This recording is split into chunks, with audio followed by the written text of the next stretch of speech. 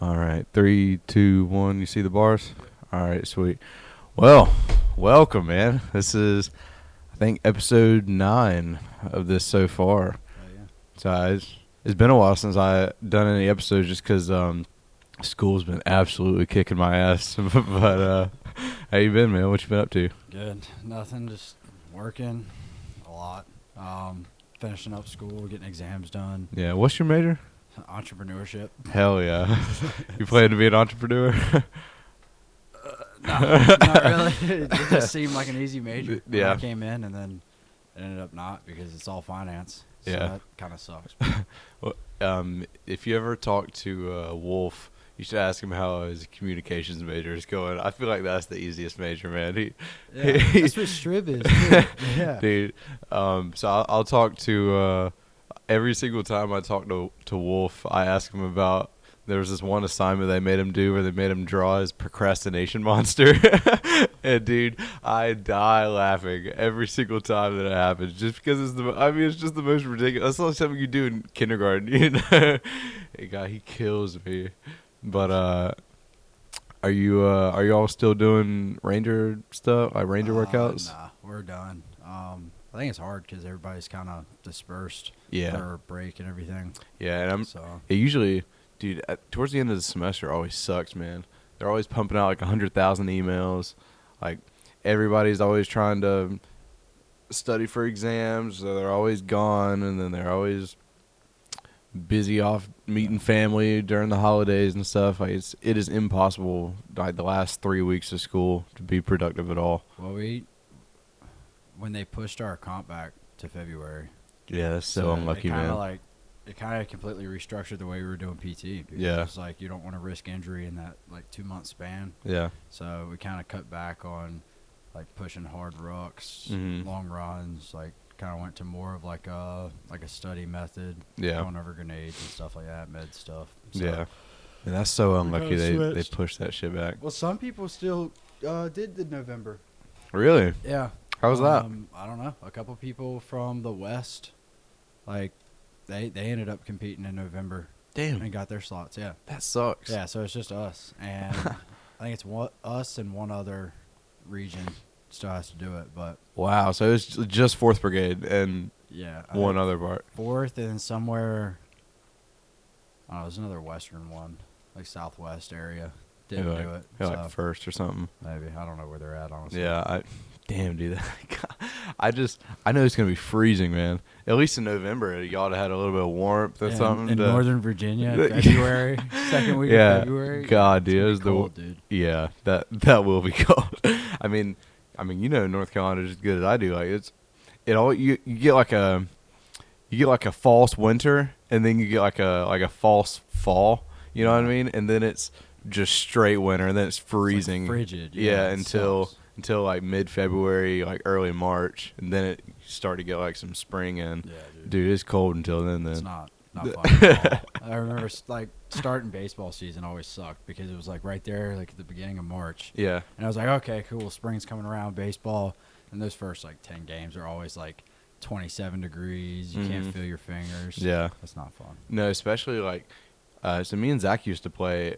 I mean, we were kids, but we never played in like high school or anything. But we played for like 8 years, and dude, I remember those cold ass games, and you'd hit like the base of the bat with. Oh Vibrate my your gosh! hands. Yeah. Dude, you're running to first base like, just let me get there, dude. That was the worst. I hated baseball, man. I hated it. Our mom just wanted us to play it. Seems like that's that in soccer. It's like parents Yeah. are always like young ages throwing you in there. Yeah. And people either love it or they hate it. Yeah, See, I hated soccer, so yeah, I'm not good at that at all. I just too lazy to run.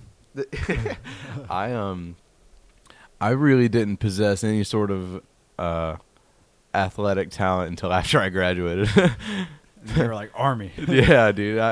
I graduated whenever I was 17. I was about to turn 18, and all I did was lift weights, but I wasn't strong. Like, I wasn't in shape. I couldn't run at all. Like, I just worked out, but it showed like no results.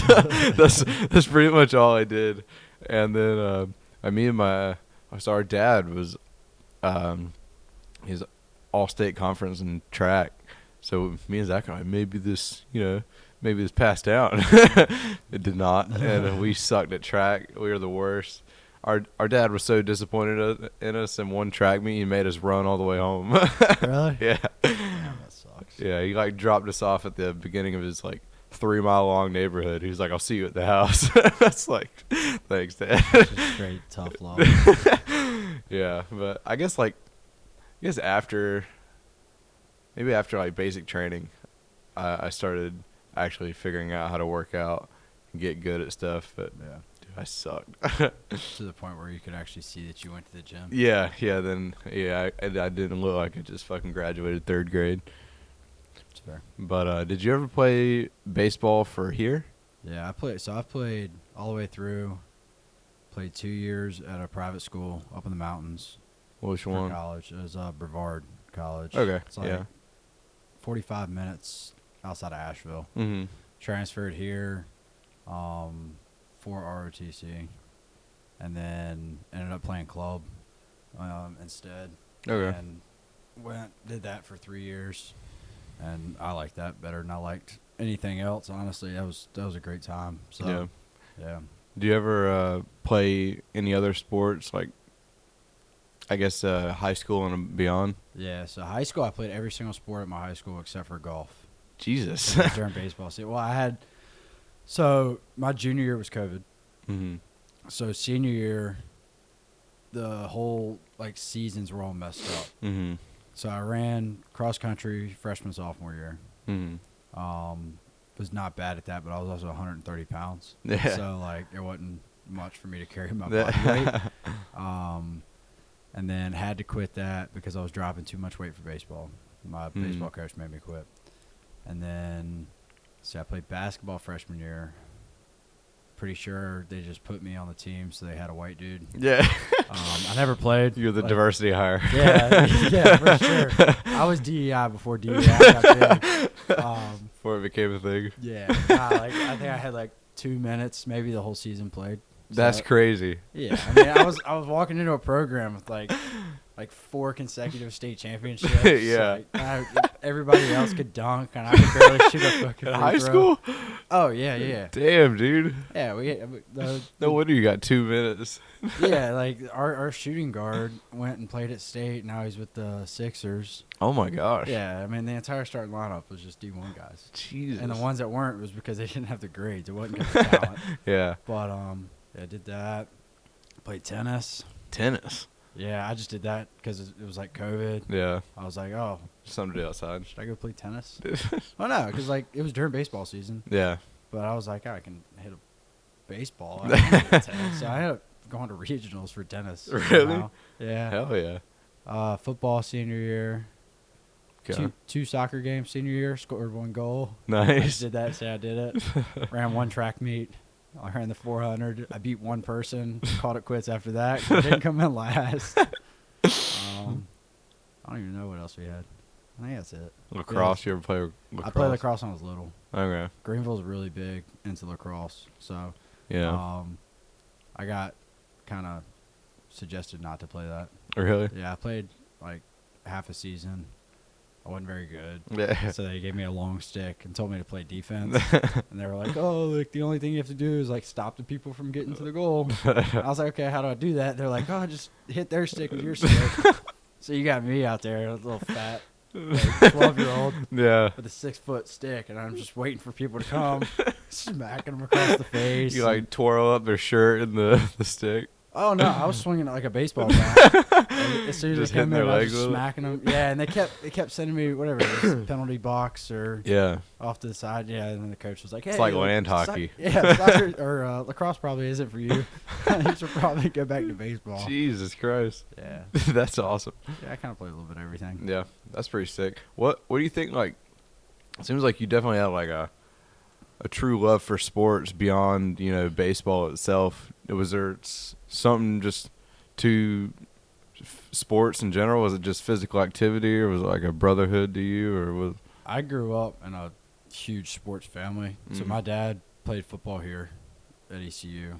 Okay. Um, Yeah, that's right. You told me that. yeah, and then my mom was an athletic trainer at ECU.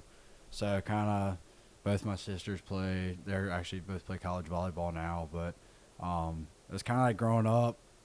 We had to do something. That was Mhm. always my parents' rule. Like, you were not allowed to just sit at the house. Veg out. Yeah, like if you wanted to play soccer, that's fine. If you wanted to go do the violin and like make that your thing, or Mhm. if you wanted to go, I don't know, cook and like that was your thing, you had to have something. Yeah. You could not just be lazy. That's fair. So, and they didn't care what it was, but so I think everybody just kind of gravitated towards sports just because, you know, we have kind of a more like an athletic style family. Mhm. The house is very like sports based. Yeah, a lot of memorabilia and stuff. Oh yeah, my dad's got a whole. It's the ECU room. It's got like his jerseys and Really? awards. Yeah, pool table. that's pretty cool. Bar. So it's like really grew up around it. Yeah. So I think it kind of pushed us that way, and then I don't know. That was our like. That was like our thing, like Mhm. for the family. Like we always traveled with sports. We always did stuff. So Yeah. I think it just stuck with it. Do you think that was what pushed you towards Ranger Challenge, or do you think that was more like a OML thing? No, I think honestly, baseball is what pushed me towards Army as a whole. Oh, really? Yeah, so Why is like that? just the being able to work in a team, Yeah. being able, and then to be an officer, is, you know, being able to be the same leader I was able, because I caught all the way through. Mm-hmm. From the time I was like 8 years old, and all the way through college, I caught. So like catching is kind of like your quarterback. Mm-hmm. You're kind of in charge of the field. So that's why I was like the officer. I was like, okay, like I see a lot of like what I did while I was catching and being an officer. So Right. like I kind of want to pursue that and go do that. So that's honestly like the whole Army thing. But I mean, stuff like Ranger Challenge and I mean, not so much our like battalion PTs, Yeah. but like the harder, more physical things Mm-hmm. is definitely like, it's almost like a sports mindset Yeah. for me. Just because it's like, okay, like let me beat myself down a little bit or do Mhm. something a little bit harder with somebody that's going through the same, you know, Yeah, I'm just going through the strain. same shit. Yeah, so Trauma bond. yeah, and I think it's huge. Like, Yeah. and I think your best groups, your best teams, all of that have a trauma bond. Yeah, absolutely. I also think there's something to be said about. I've always said this. Just waking up and getting something done early in the day. Yeah, I don't know what it was, but I hate waking up. It's the worst thing in the world for me. But I don't know why it's so difficult. But I'm terrible at it. But waking up at like 5 and go doing Ranger Challenge practice or doing your own run or whatever, like it just makes you feel so productive. Like there was a Navy SEAL who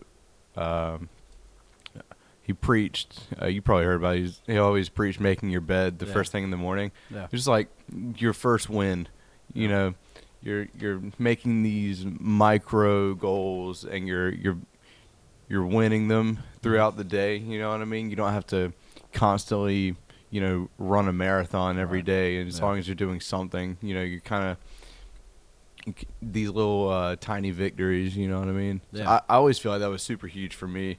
Just something to my number one thing that I always told myself whenever I moved to college was you're no longer allowed to not be goal oriented. Yeah. So that was like the biggest thing. Just whether it was just waking up and going to PT or just doing anything on my own. Just I love that feeling. You know, Yeah. especially you know I was doing it with Zach and Bodwin and Koch. You know, like I was with the boys. You know, I missed out on that. Yeah. year. that would have been the year to be. That was the there best, for, man. That was the varsity best. stuff. I had so much fun, and I mean we were all best friends, you know. And then we went to comp together in Virginia, and that was like one of the most fun competitions I've ever done. And Really? then, I mean, and then after that you're so tight knit, and then you move on to Sandhurst, dude, and you're in a whole nother world. You know, competing against the best of the best. That was the worst thing I've ever done in my life. Really? Yeah, like I've done a lot of competitions. That was the worst. That was like in terms of 24 hours, 48 hour stuff, Mm-hmm. I would never do that again. Well, I would. I would not want to. And Really? but I had the best people to do it with, and that trauma bond, that kind of cohesive machine like unit Yeah. that we all had going. It was just the best. It's so much fun. Not to mention the knowledge in that group is Yeah. crazy. I mean, like, between Koch and Baldwin, those are probably two of the smartest dudes in our battalion. Like, Yeah. they don't really, like, advertise it very Yeah. much, but when you actually sit down and talk to one of them, you're Mhm. like, damn, this dude's a lot smarter than I am. Yeah, no. So the one thing that you see the further you get in the Army is that age doesn't mean shit in terms of experience. Right. So I mean, Koch is what, 29? Somewhere around there. He's like 29 years old, and the dude's lived 3 different lifetimes. You know what I mean? Yeah. I had him on here, and I was like, dude, how have you done all these things?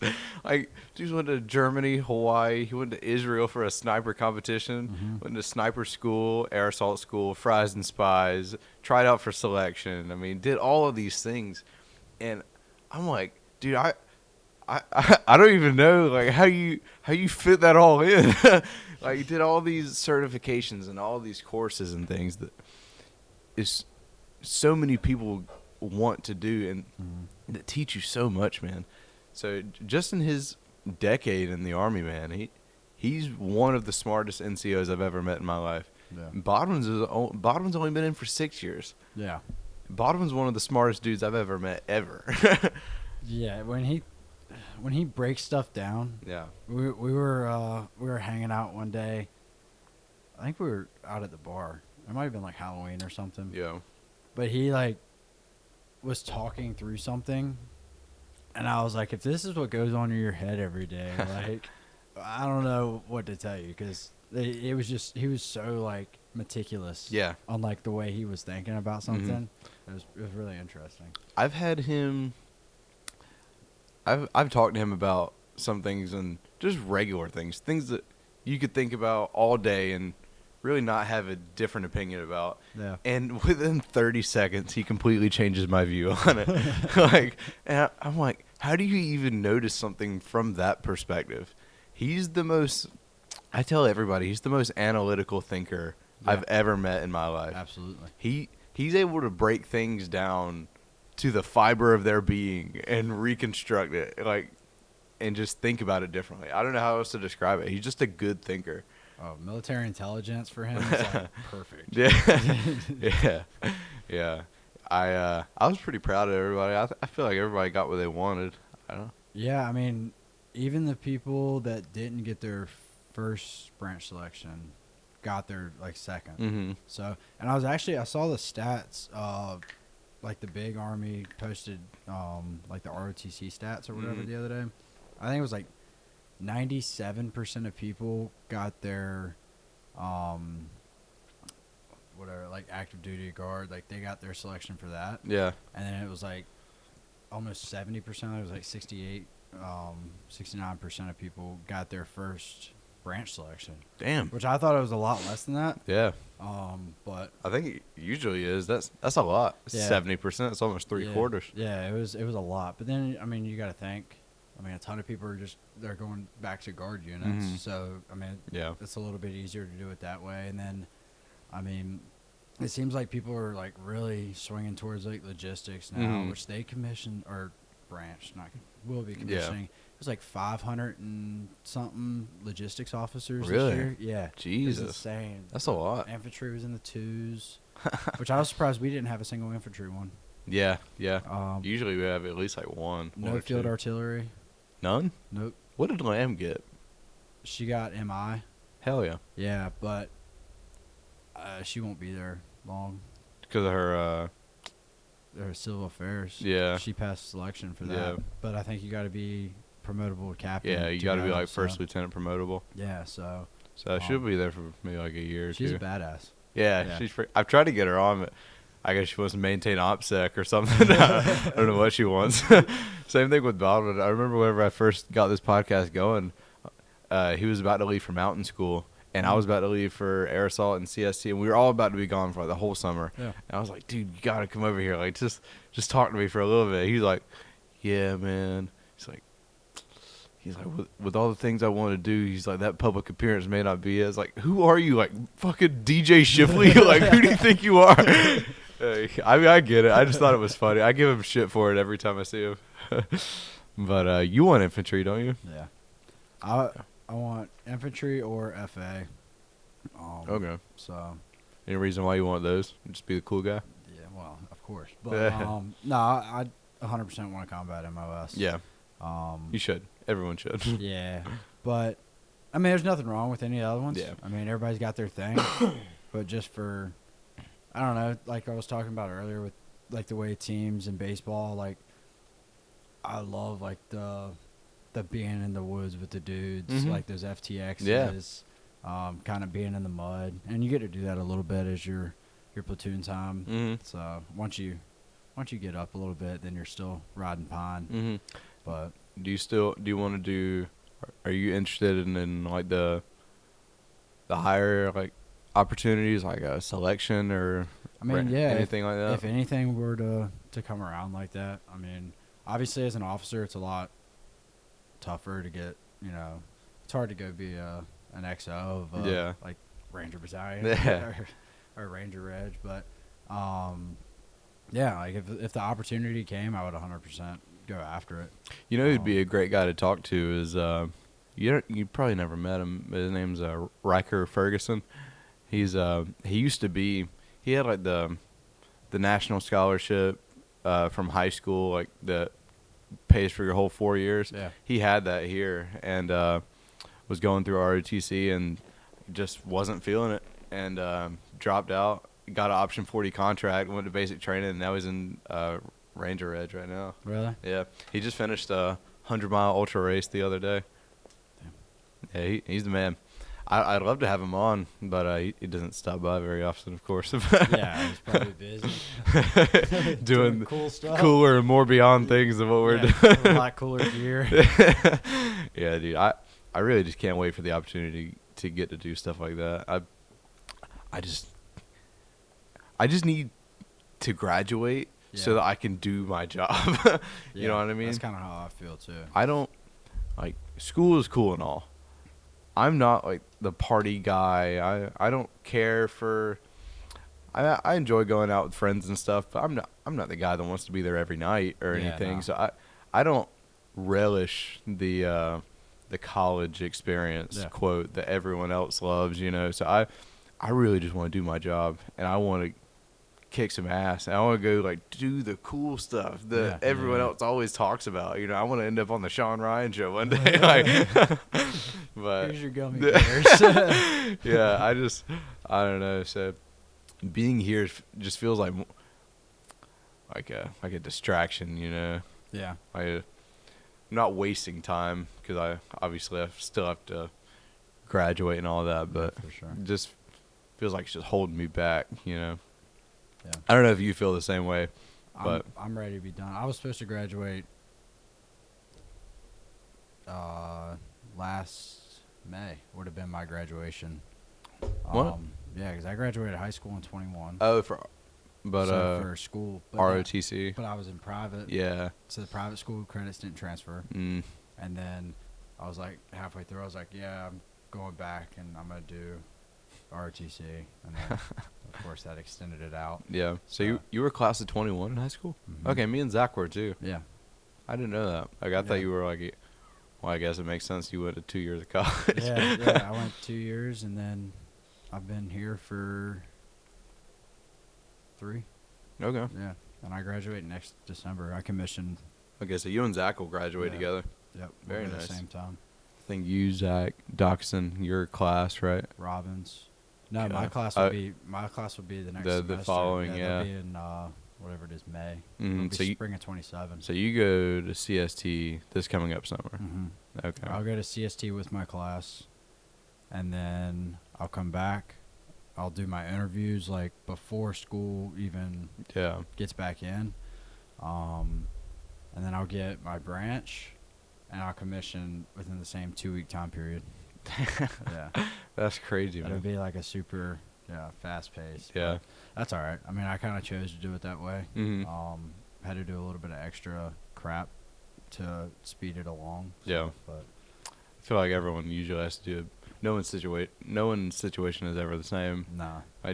Everyone's always taking different classes, and we all come in at different times. Like, shit, me and Zach moved to Greenville at the same time, but he's like a year ahead of me in college. Really? Yeah, well, because we first moved here, and I was working full time, and I had zero faith in myself to do full time school and work. Mm-hmm. So I worked an hour away too. I worked in a hosky, but I lived here, and so I'd work like 12 hours a day, be back at like 6, have to work out, be done with my workout at 7. I go to bed at 9.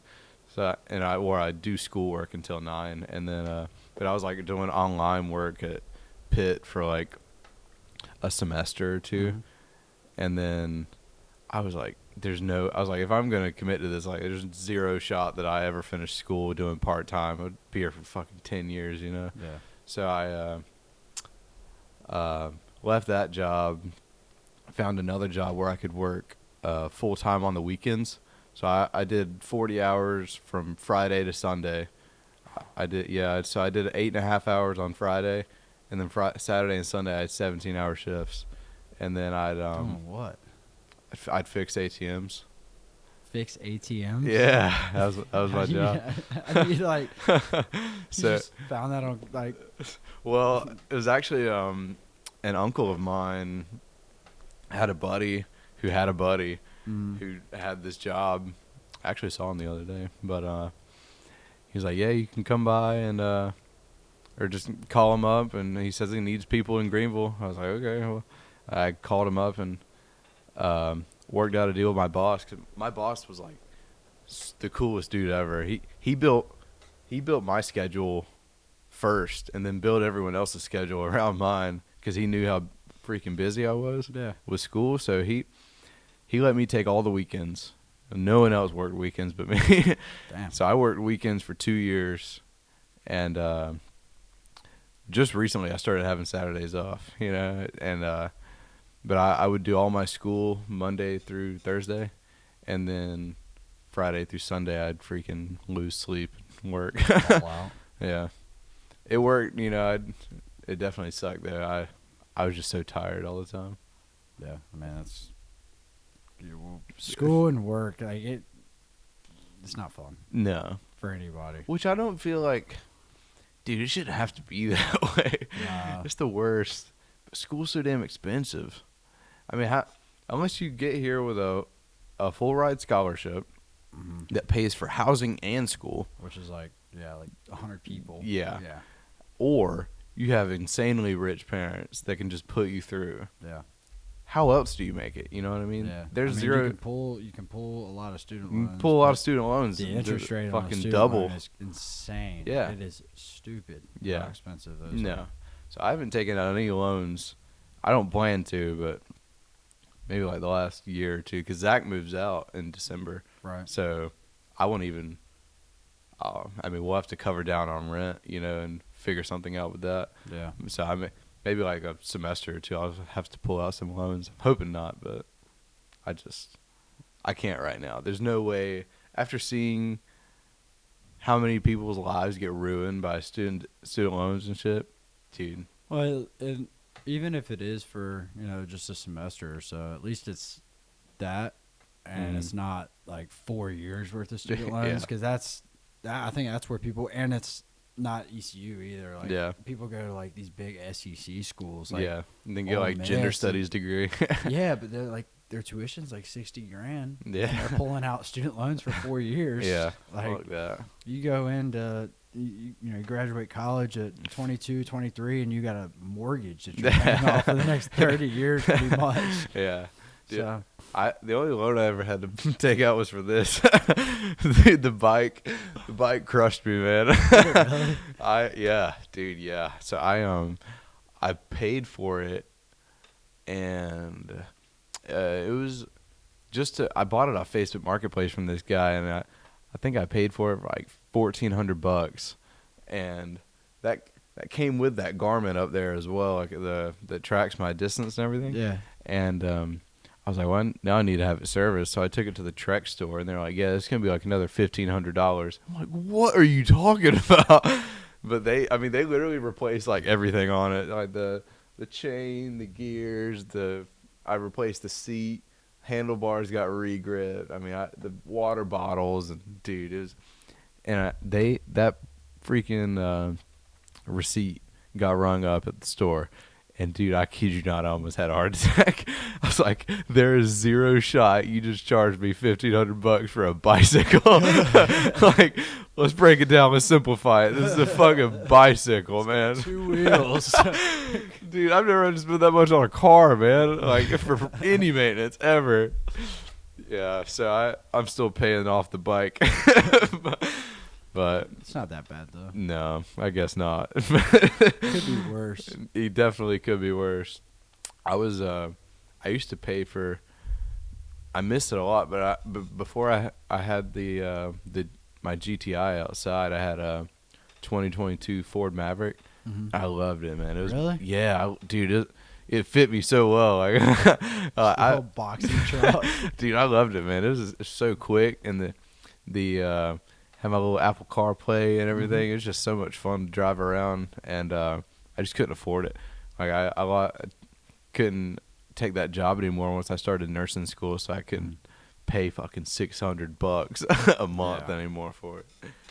So that was kicking my ass. But you got a nice truck, don't you? Silverado. Yeah. Yeah. How long you had that? About a month and a half. Month. Yeah. Damn. I have bad luck with vehicles. What do you mean? I'm on my 4th one Fourth. since I turned 16. Yeah. Oh my gosh. First one, just ran up miles. Went to the second one, had it for a year. Really pretty. It was like a 2018 Silverado. Yeah. Blew the motor up. Damn. And then turned around, got a Ram Rebel. Had it for about a year. Blew the motor up. Oh my gosh. Put a new motor in it. I was starting to have issues. So I was like, all right. Trade it up. trade it in, yeah.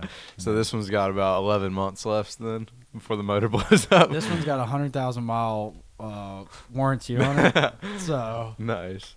as long as it happens within 100,000 miles, we're good. Jesus Christ. Where'd you get it at? Phelps Chevrolet, right here in Greenville. Okay. Yeah, they were running some crazy. They still are some crazy deals on Mhm. trucks, like a insane amount of rebates, adding in like the warranties and stuff like Yeah. that. So it's kind of worth it. Me and my dad and Zach went up to Myrtle a couple weeks ago, and my dad's friend went there, and he was driving us around, and that dude had the nicest truck I've ever seen in my life, man. The whole front screen had like a screen that was like 2 iPads long. Mhm. It was ridiculous. It was like a window, Mhm. but it was a screen.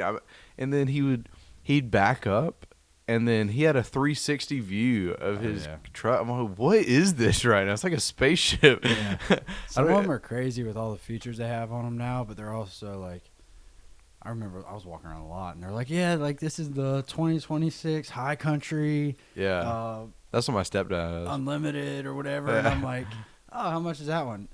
That'll be $95,000, and I'm like, go fish, brother. Screw fish. that, Yeah. man. There's Like no your way. monthly payment's like $2,500 Oh or something my on 'em. gosh. That's crazy. I don't know, like, even if I had that kind of money, I'd be damned if I'm spending $95,000 on a truck. Yeah, dude, they lose so much. They lose so much value just coming off the lot, yeah. man. Absolutely. Like, Yeah.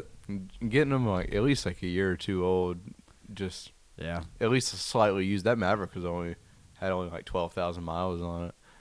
That's not bad at all. No, I think I got it for like $30,000. That's not bad. No, man, dude, some of those Lariats go for like 60, 70.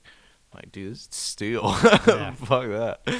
I Yeah, saw one no. of those Lariats one day. They had the nice leather interior. Oh, man. See, I got cloth.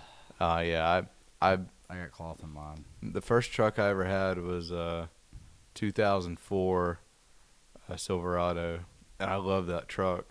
And it had the nicest leather seats in there. Dude, yeah, it was like, what is it, 02 to 05? the Chevys. My dad still has a Tahoe. Yeah. It's a '04 Tahoe. Yeah. It's got 350,000 miles on it. And literally runs perfectly. Yeah. But the leather in those, that Z71 leather, it's so soft. Yeah, dude, it's amazing. Dude, the most comfortable seats in the world. Did you ever see the that, I don't know if it was like a promotion deal or whatever, but like the little, like the million mile challenge that Ford was doing? Mm-mm. So I think it was like any truck variant that they had, if you ran the odometer up to 1 million miles, they'd give you a free brand new like 2025 truck. Like just for making it last. Just to prove that. Yeah. That's a lot of fucking miles though. Was that like, this is like 100 years worth of miles. I mean, I've seen some cars like online and stuff that'll run up 1 million miles, but I mean that's a lot. Yeah. And I drive a lot. Like I've put 2,000 miles on my truck Just in a month? in the past month. I when I bought it, it had 50 miles on it. Jesus. Yeah, and I'm at like 2,600, I think. So We drive so much for. Where you go? I drive a lot. Well, Everything you do's around here. Ain't well, it? yeah, we're just going from the house to like campus, like, and I Yeah. do that 2 to 3 times a day. That's that's Yeah. about a I guess showing up for 25-mile round all the trip. ROTC shit you got to show up Yeah, for. and then like I had to go to Virginia for Thanksgiving. No. Oh yeah, I remember that. Yeah, and then like I got buddies that live because they're all like grown and shit, and they, like have big boy jobs and big boy houses. And, but they all live on the coast, and we duck hunt up and down the coast a lot. So like right now, honestly, like November, December, January is like my biggest like driving. Yeah. It's actually the 2 motors I blew up were both in that time frame because they were pulling boats. Yeah. Yeah, but I drive a ton like during the winter. And then especially coming up like Christmas, we'll have to go back up just for family and shit. Christmas and see her family. But is it her family that's in Virginia? Yeah, my family's from here. My mom grew up here. Okay. On the farm, and then my dad's from Maryland. Oh really? Yeah. How do you just football brought him out? Yep. Yeah, Yeah, makes sense. Yeah. He always says that he wishes he would have picked Florida State, gone to Florida, but yeah, football brought him here, and then he swore he'd never stay. Here he is, like 30 years later. Yeah, like 25 years later, here you are, you're not leaving.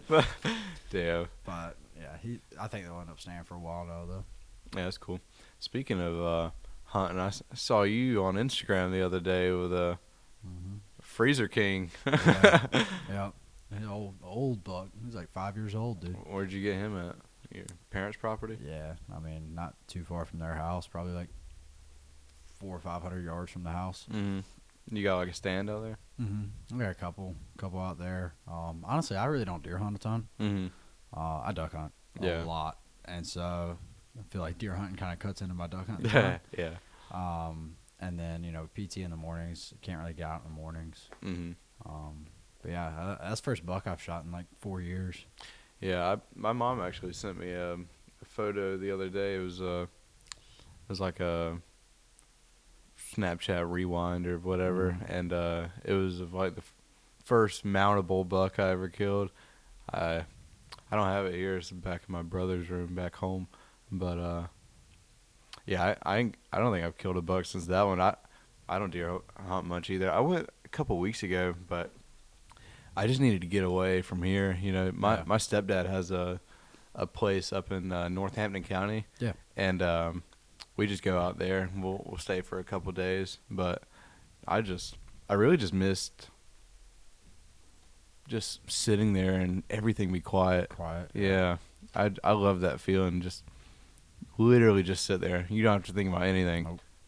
And there's no pressing assignments. No one's emailing you. Like, you can sit on your phone, or you can just sit out and watch freaking leaves blow. It was the best time. The only thing I saw was a buck with one antler. Freaking Rudolph out here. I don't know what he was doing. He looked like Max from the Grinch movie. Yeah, I was actually doing an assignment for Captain Castle when I shot him. Hell yeah. I was sitting there in the stand getting after it, and I was like, "Oh crap!" Yeah. Hell yeah. Do you ever go turkey hunting? No, I used to kind of mess around with it a little bit, and we have some turkey out there, Mhm. but for me, turkey season was always during baseball season, so that kind of cut into it. It was also during school, so it was kind of hard to like.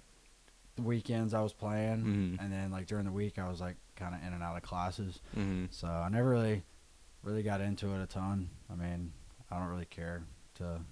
I don't know. Not a turkey guy. Nah, it doesn't really shake me up, I guess. Yeah, that's probably the most fun that I've had hunting, just because it's a little bit more than just sitting still. Mm-hmm. Me and my stepdad were like, dude, my stepdad's like a competitive hunter, like Yeah. with himself at least. Like he's so serious about it. And then I kid you not, that dude. I love my stepdad, but that dude probably couldn't beat me in anything physically.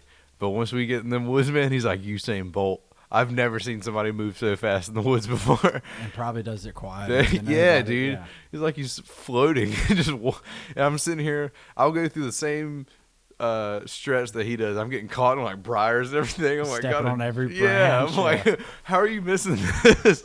Got like spider webs in my mouth and shit. He's just like floating, flying through these woods. But we'd always he'd always take this little decoy and he'd hide behind it and just crawl with it.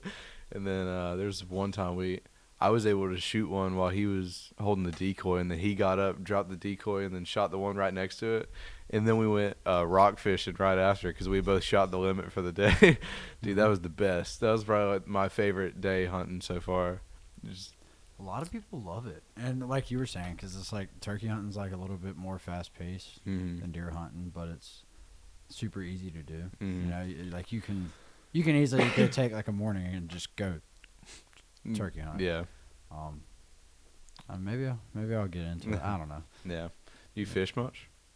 Yeah. To an extent. I trout fish quite a bit during the winter months, like right now, drum. And then when the shad run up the river, I always go catch shad. But yeah. I don't like bass fish anymore or anything like that. Yeah, I definitely got tired of bass fishing. I mean, you go to the same ponds, you catch the same fish, you do the same thing. Go get kicked out of all the golf courses in high school. Yeah. What I really enjoy doing is the same place, like up there in Roanoke Rapids. This like the rockfish capital of the world, I think. Really? Yeah, just striped bass. Like you'd think it'd be similar to pond fishing to get lame. Dude, those bitches fight you. They fight. They are like the toughest fish I've ever had to shake catch. a lot. Yeah, man. Yeah. We caught some that we were able to keep, but we would have been able to keep, but they canceled the season. So it used to be like a 2-day season or whatever. It was like right in the middle of shad season. Yeah, because it was like summertime, but yeah, it used to be like 2 days, and we'd go up there and try to catch some. But yeah, now I guess they're running low or whatever. I don't know. I don't get it. They've canceled a lot. They canceled flounder season. Oh, really? As well. Yeah, and me and my buddy, like a few weeks ago, we were out catching trout, and we're like just staring at flounder. And it's because, his prediction was that some biologist went out there and didn't know how to fish and couldn't catch any flounder. So they canceled the season for everybody because that guy sucked at fishing. Yeah. That's probably a good assumption, a good hypothesis of what happened. Yeah.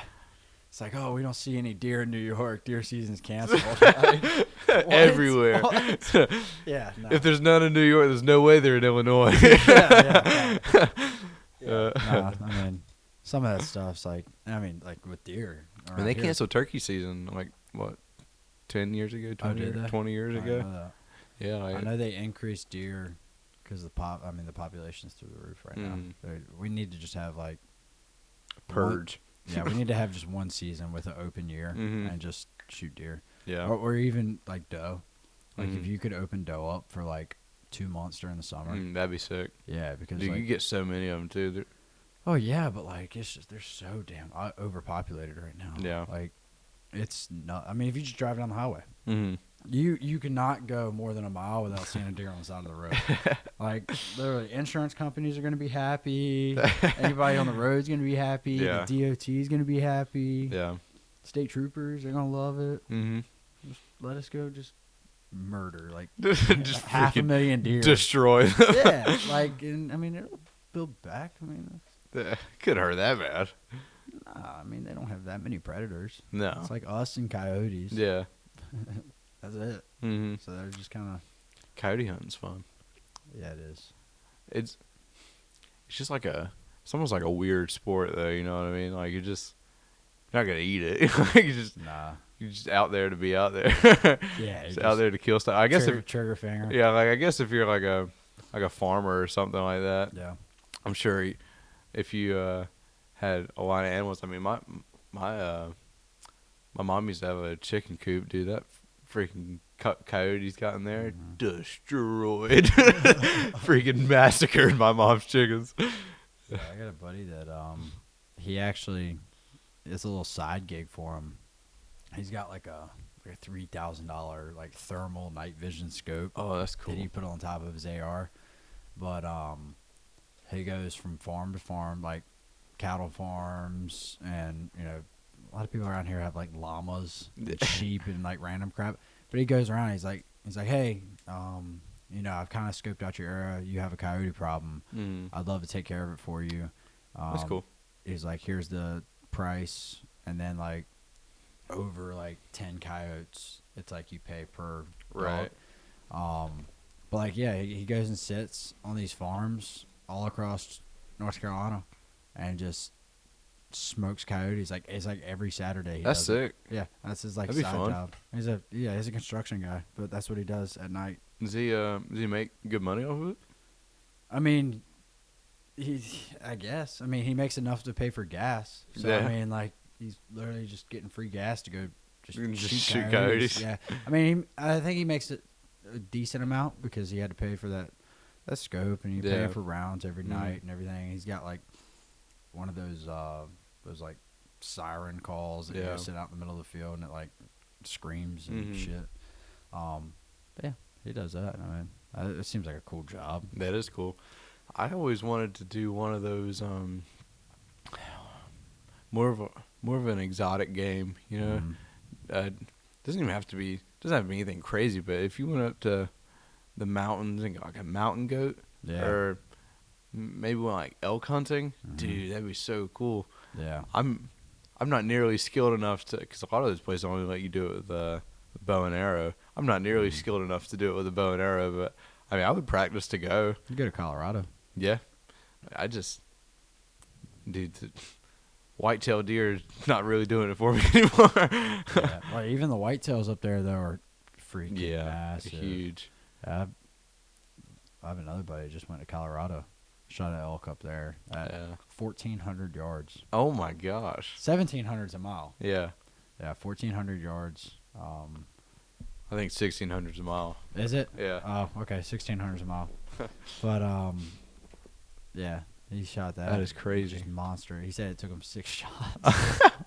But I mean, at that distance, Yeah, like, I don't blame they him. don't give a damn. Dude, Chris Kyle used to miss shots all the time. Well, he said they started low because it was sitting up on the side of a mountain. Yeah, I'm sure with that elevation too, it's weird to judge that. Yeah, he shot across a highway. But he said they started low on the mountain and worked up the mountain. Yeah. Because they didn't want to start high and hit around it and like Right. jump it. So he said he started working up, and like the 6th shot, he finally like drilled it. That's crazy. Yeah. That's so cool. Yeah. It was really Yeah. neat. I'd love to do something like that. You put in for a permit. Oh, really? Yeah, a lot of those states it's like a raffle. So you go online and you like, it'll be like X amount for like a permit. Yeah. And you just put in for them, and they. You probably have like a guide to take you. Oh yeah, for sure. Yeah. You. You're not gonna go I there. hope they are, because I don't know shit about elk hunting. Yeah. I wonder how expensive that stuff is. A lot. He said it costs more to ship the elk back to North Carolina than Oh it my did gosh. to actually go on the hunt. No way. Because I mean, think about how much meat that is. Yeah, like, pounds wise. and yeah. then to ship the entire head, Yeah. because he's mounting it. Mhm. Obviously, I mean the damn thing's like that wide, Yeah. So that's got to ship somehow. Yeah. That's not fitting in a damn UPS truck. Yeah, my stepdad goes to Illinois, and he, it sucks so bad. But he was he has some stand up there, and this is a huge ranch that they have up there, and whatever club he's in, but I think it's right next to another outfitter as well, and he was up there and saw this huge deer, like monster deer, come through, and shot him. I hit him with his arrow and tracked him down, but the deer ran into the other outfitter's land, so he couldn't go in there and get him. But he knew that he was either injured or dead. And he said like a week later, he I want to say that it got a lot of attention. I don't know if I don't think it ended up on like a magazine or anything, but a lot of Facebook posts showed this guy who's holding this huge ass deer, and my stepdad was like, "Dude, that's the fucking deer that I shot."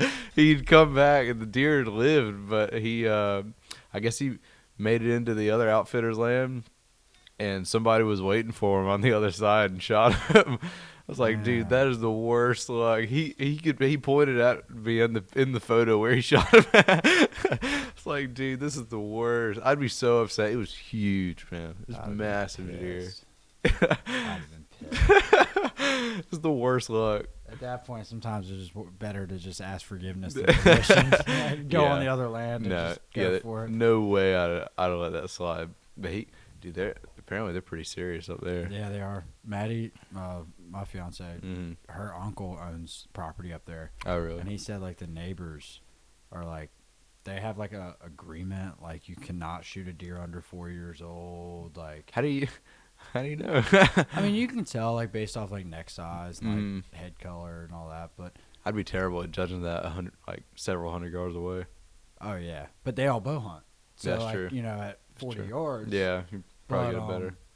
But yeah, he said that like people up there are like super, super religious about that shit. Yeah, and it's like it's got to be within a certain weight range. The rack's got to be a certain size or something.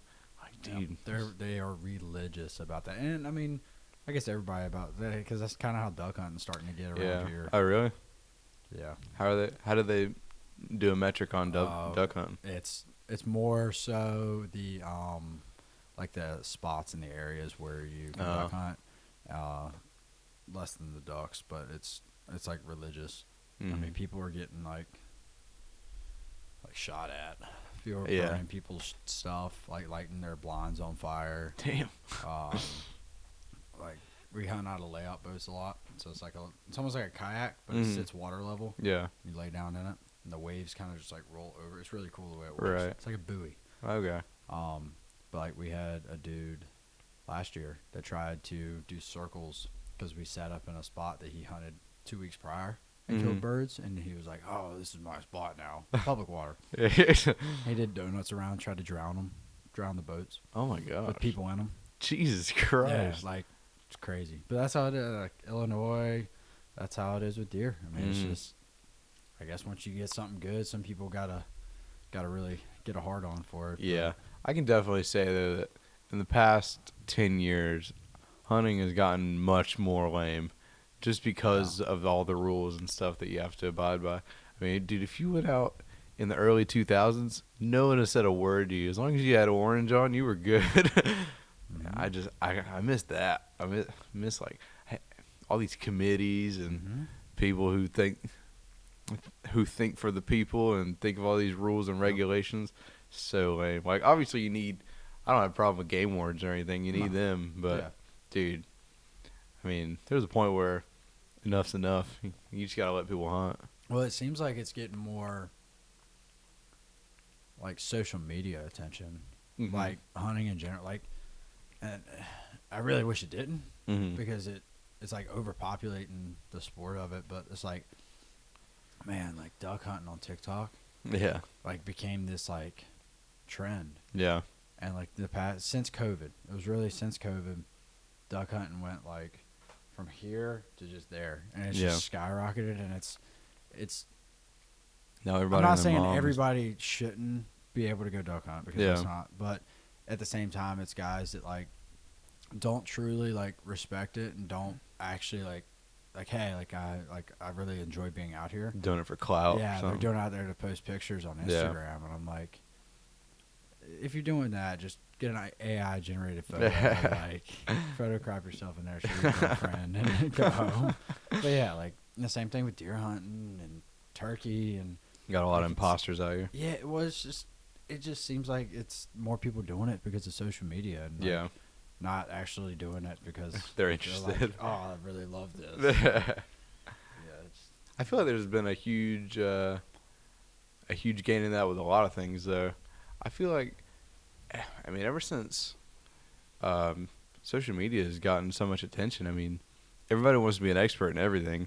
You know, everybody wants to tell you that you're wrong in something they just figured out yesterday. You know, Yep. I mean, dude, when was the last time that you were able to just have a disagreement with somebody about gender or anything controversial, Mhm. and then you just go your separate ways?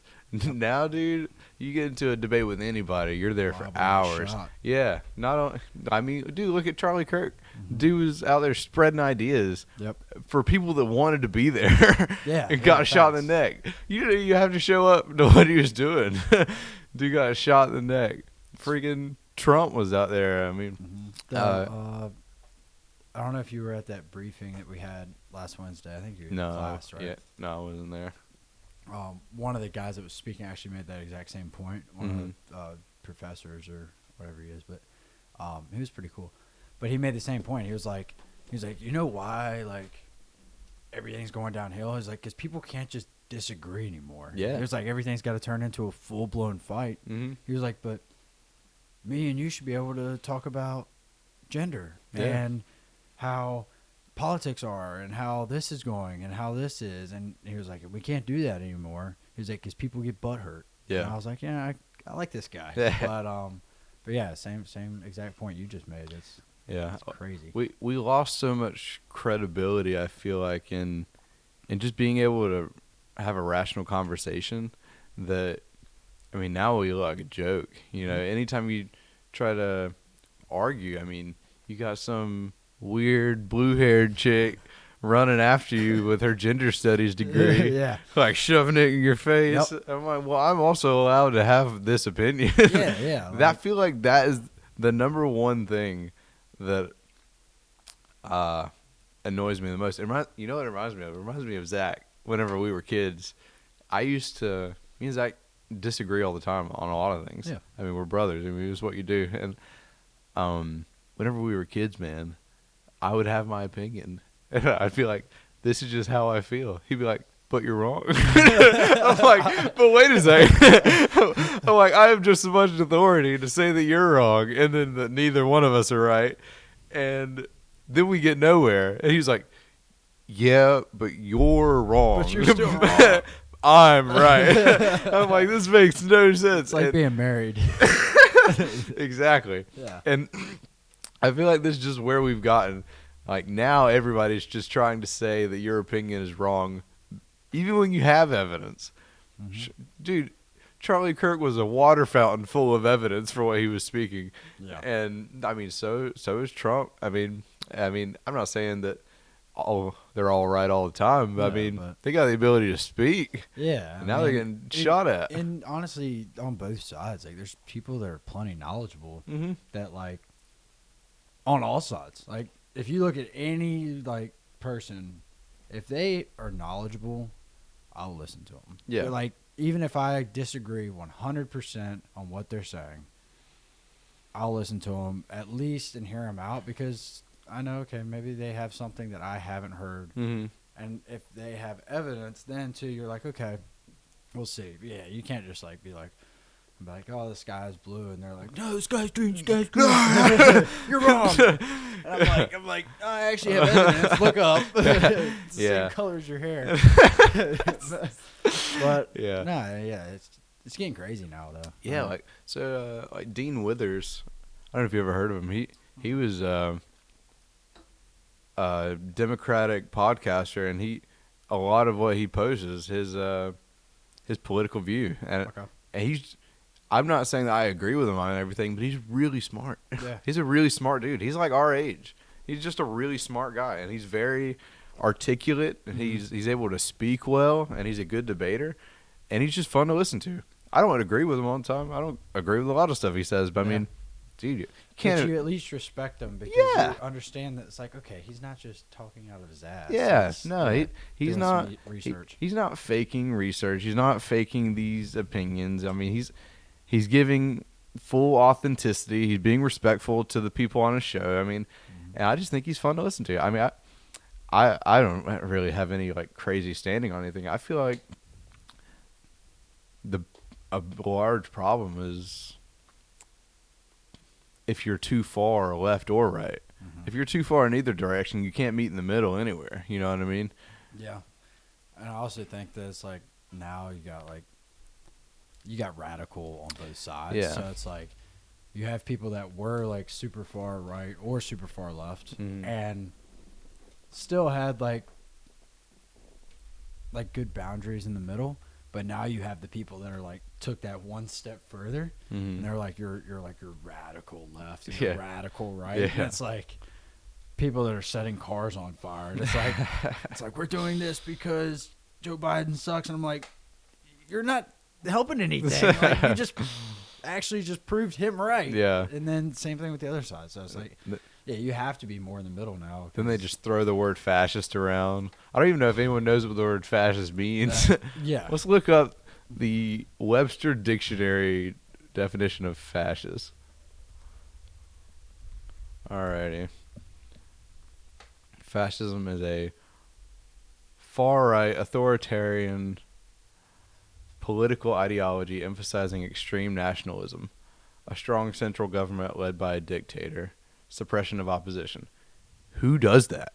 Well, who in the far right political party is? I don't know how many dictators. Yeah, who's fighting for dictatorship at all? None of us. I don't either understand. side. So like you can't just throw this word around. This is an impactful word. This Yeah. means things. It's almost like the right wants, the Democratic more voting, more people's choice. Yeah. And the left wants a little bit more open government. Mm-hmm. But neither one of those is a dictator. Yeah, yeah. I think probably the funniest time that the like throughout the years is whenever we start to have like whenever the presidential candidates start running again. The debates. Yes, dude. Yeah. It's always the best. It's always the best time of the year. Like, I mean, dude, watching Kamala Harris was hilarious. And watching Trump act like a giant baby was also hilarious. Like He did better in the second one. He did. It seemed like he was bad with Clinton. was or, maybe with Hillary. trained. Yeah, Yeah. he was probably a little bit more. Yeah, they're like, hey, you can't say that. But yeah, no, he was with him and Hillary Clinton. What was, about the cages, Joe? yeah. My favorite one, I think, out of all of them is she has that like speech with him. She's like, it's important that somebody with the temperament of Donald Trump is not in charge of our legal system. And he's like, because you'd be in jail. And he just straight mic drop on her. And like, I don't even care what side you vote for. That was funny all the way across the board. Yeah. Like, and I have people that were like I work with or like I'm friends with that were like, voted on like on the left side and Democratic side, and they were like, "Yeah, Trump's funny as hell to watch." So, yeah, like you can't he's deny a comedian. it. Like, Yeah, he's a real world straight to the point kind of comedian. Yeah. He doesn't give a crap. No, I mean, he employs a lot of the same techniques comedians do. I mean, to get up there and to have so little care about what you're saying and how it impacts you is, I mean, that's what a comedian does. They get up there, they start shit, and then they leave. You know what I mean? They start a fire in the room they're in and then just walk out. Yeah, they just gather information from the crowd, and they're like, okay, bam. Yeah. He's funny as hell on stage. Yeah, I Kamala Harris was saying I think she wrote a book, and she was going around talking about, things that happened during the election and everything, and she's like, people told me that I was the most qualified person for the position. And I'm like, huh? I'm like, who told you that? She was like, I was just thinking, because to be the most qualified person to run, you're running against the current president. How could you be more qualified than the current president? Like, he made it. And not to mention, she didn't even, because he was rerunning. Yeah. And then she didn't even step up until it was like, the last few months. Yeah, Joe's, he's out. President Before Biden was before the CIA was like, hey, you're done. Yeah, you're like, done. You're no longer going to be our robot. Did you ever see? There was this video a long time ago where Barack Obama was he was talking about, he was like, yeah, I wish that it was after his second term. He was like, yeah, I wish that I could just put on a mask and show up and still be the president and just control the person who was there, and I could still, do what I'm doing now. And then like a picture of Joe Biden like slowly rises above his face. That's pretty funny. Like, that is hilarious. No, that's something like, I don't know. Like, I'm not a conspiracy theorist by any means, but I do think there's some sketchy shit, like just all around, like not even just with the presidency, but like with just all around. I mean, you got these big companies that are pretty much running, 90% of the world anyway. Yeah. Like Blackwater and stuff. But like, I'd be curious, like, to find somebody that truly knows like the full story and sit down and like talk for like 2 days straight with them, because I think like 99.9% of the population's mind would just be completely blown of like how much stuff is really like controlled by few people, and they're not people that you know about. Yeah, like the founding families, Yeah, dude, like, it's crazy. Where all the money pulls through. I was telling Zach this the other day, the same thing. I was like, you look at all of the things that were surfaced by whistleblowers and things like that, like people like Edward Snowden, who's not even allowed in the country anymore. Yep. I mean, the guy from who uncovered the torture report from the CIA during 9/11, like stuff like that. You never know about until someone brings it up, and then you really start to dial in on what the people of this government are really capable of. And this is just the tip of the iceberg. I'm not a conspiracy theorist either, but there's no way that it was just Lee Harvey Oswald that killed Kennedy. Yeah.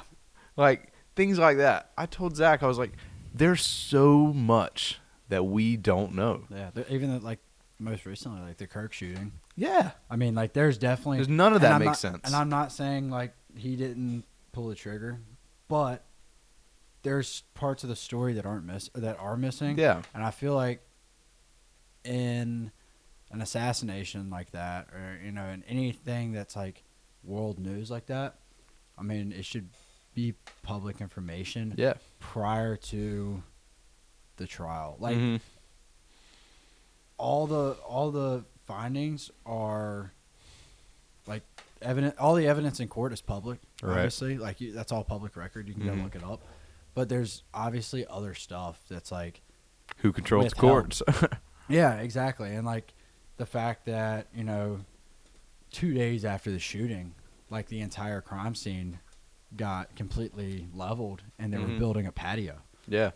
Like, if there's a shooting in Greenville, the streets shut down for a week. Yeah. Because they're trying to find evidence, and like that's just a small. I mean, not small, but like very low scale. Mm-hmm. Shooting on the west side of Greenville. Yeah.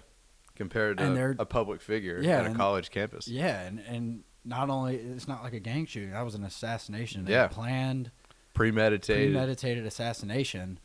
Yeah, on a public figure, and like I just think there's a lot of and that's with everything though. I mean, 9/11. I think there's stuff that we don't know. I think a lot of the war on terror. Mm-hmm. I think there's a lot of that we don't know. We fucked up on the war on terror with the withdrawal. Yeah. I think there's a lot of that's not being said. I think there's a lot withheld. I was talking to somebody the other day, and he was in the last wave of the withdrawal. Mm-hmm. I don't know if you've seen the pictures and the videos of where people are like trying to jump on the sides of the planes, and like I haven't seen that. No. If you look at like there's like people like they're trying to like jump on the sides of planes and stuff, and they think they're gonna like fly out of there. Oh my gosh. Yeah, it was crazy. But I mean, even he said he was like being there in person and then like coming and watching the news on it. He was like the story doesn't even make sense. He was like the amount of stuff that we left. And now, like, I think a big issue that we're facing is all those terror groups. Yeah. We with left our all equipment. we left all our stuff, right? So, like, there was a training video that came out earlier this year, and, like, they were doing house breaches, full OCPs, with NVGs on.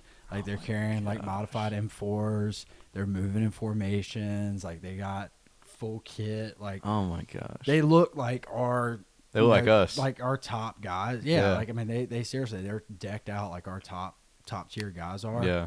And they're trained like our top tier guys because our top tier guys got sent over there to train them. Like, yeah. And so now they're like, okay, they are now an elite fighting force, whereas they used to be some dudes in sandals that were hip shooting AK-47s. Yeah. Like, we also gave them the ability to fight at night now. Yeah. Whereas like we kind of, that was like, I can't, is it Rangers? We own the night. Who is that? We own the night. Yeah, it's a slogan for somebody, but like that was a big one. It was like we were able to fight at night. Because we could see, and they couldn't. The phrase "we own the night," a military axiom referring to the military's historical.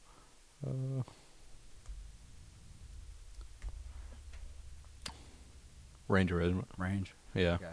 Yeah, so, like, that was, like a big thing. We were able to fight at night. Now they are, too. Yeah. So now that kind of takes away, like, a lot of our tactics, and... So, yeah, I think there's a lot that's just gave them unmanned aircrafts and Humvees, tanks, missiles. Gave them everything. Gave ammo. fucking Hellfire missiles they can drop on us. MREs. Yeah. Like, dudes are eating like beef patties like kings over there right now. Dude, and it just blows my mind that we, as the American public, we as the democracy, we will never hear that information. We will never know. Nope. Because, dude, what did Trump say? I mean, he said within the first week he would have the Kennedy files released. Dude, still don't have them. How long has it been since he's been elected? Same thing with the Epstein files. Yeah, nobody knows anything about that. Like 2 weeks ago, and they're still kind of they're like shady with it. Dude, that shit blows my mind. I mean, Epstein files. Simplify it to its most basic form. A super rich guy who nobody knows how he got rich bought an island, and amongst the world's top celebrities brought in underage girls to sleep with them. That's to its bones what it is. How fucking crazy is that? And nobody knows anything. And then he mysteriously dies in jail. Yes, and he hung himself? Yeah. Or he... Let me look that up. It was supposedly it was suicide, and then like I've seen different. Yeah, Jeffrey Epstein died by suicide by hanging in a cell on August 10th. That's the day before my birthday. That's crazy. Found unresponsive in his cell around 6:30 a.m. Was pronounced dead at a nearby hospital. he used a strip of bed sheet to hang himself. I'm sure he did. How did he hang himself with his own bed sheet? I mean, I'm not saying it hasn't been done before. Yeah, I'm sure it can be done. But How old was this guy? I mean, like with the Diddy stuff, like, Yeah. that's a whole nother thing, and 66 years old, hung himself in his own cage. kind of So a light case, with yeah, trafficking, but that's another there's thing. a lot of stuff there that Have you didn't come out. have you seen how fidgety celebrities get around that stuff? Yeah, Dude, if you Super. even mention Mhm. Diddy around the celebrities that were probably most likely involved, yeah, dude, they like freak out. Yep. They get really fucking weird all of a Yep. sudden. yeah. I mean, I think that a lot of your top level people financially are involved in some sketchy crap because they have the money to kind of do it. It's almost like a cult. Mm-hmm. And then once they get caught, they have the money to pay to do it. Pay to get out of it, or Yeah. kind of pay to just make it, get Like off it the never news. happened. Yeah, so I think that's a big thing. Once the news outlets get rid of it, then people almost forget it happened. Right? Yeah. So it's like Epstein files, kind of like it was big when he died, Mm-hmm. and then it disappeared. Yeah. George Floyd, another big one. Like Yeah. George Floyd, died. It had all the protests. It was really covered by the news, but as soon as the news stopped putting it out, Mm-hmm. the protest stopped. Yeah. And the riots stopped, and people just stopped talking about it. So Mhm. it was like, Those were crazy riots too. Those- we had one in Greenville. Really? Yeah. It was towards the end of all of the riots, but and I think the worst they did, they threw some bricks through City Hall, because City Hall has that big glass Right. wall. But yeah, it wasn't god awful, but they also made a public statement. Greenville police did, and they're like, "Hey, we're not doing this in Greenville." Yeah. And they took the paddy wagon down there and just started arresting people. Yeah. Good Because for they them. weren't dealing with it. And honestly, I think that's what a lot of people need to. I mean, you can peacefully protest Yeah. anywhere, You have the right to peacefully but when you protest. start throwing shit, just Yeah. I've long misunderstood how he was conceived as a public hero. George Floyd. Yeah. Dude was a drug addict and a dealer. Yeah. Drug dealer Well, with and- multiple felonies. And then they also released his whatever it's called, Autopsy. autopsy. Yep. Yeah. They released that, and it came out that He was- strangulation is not how he died. Yeah. It was an overdose. He overdosed mixed with a heart condition. Yeah. And that's why the initial contact was made with him, because he was tweaking. Yeah. He was tweaking out on the side of the road. Yeah. And then he resisted. They put him down on the ground, and And dude. I'll admit, probably not best on the officer's part to fucking put his knee on his neck. Yeah. But at the same time, you don't know if this dude's gonna shoot you or not. I mean, Yeah. dude. People, I think a lot of people are misrepresented by how scary it is to be a police officer. Yeah. Like, dude, you go out, you can get shot at any moment. Oh, absolutely. Just from a tweaker on the side of the road who doesn't even know what fucking universe he's in. Yep. Or just some guy at a routine checkup. Mm-hmm. I mean, obviously should not have. He could have broke the guy's neck. Obviously should not have put his knee on his neck. But I mean, you got to subdue him somehow. I looked into all that because I was curious. I'm when something big happens, I'm always super curious about every part. Yeah, of it, you right? should be. So I was looking into it, and there was a study that came out a while ago, and it was saying that when you take away somebody's right to move their head, their brain feels like the rest of their body is shut down. Okay. So, and that was a big thing with the neck technique, which is Mhm. taught very all over the place. Mm-hmm. And that was a big part of it, is mentally, when people can't pick their head up off the ground, They feel they paralyzed. feel defeated. That's That's interesting. when you put people in handcuffs.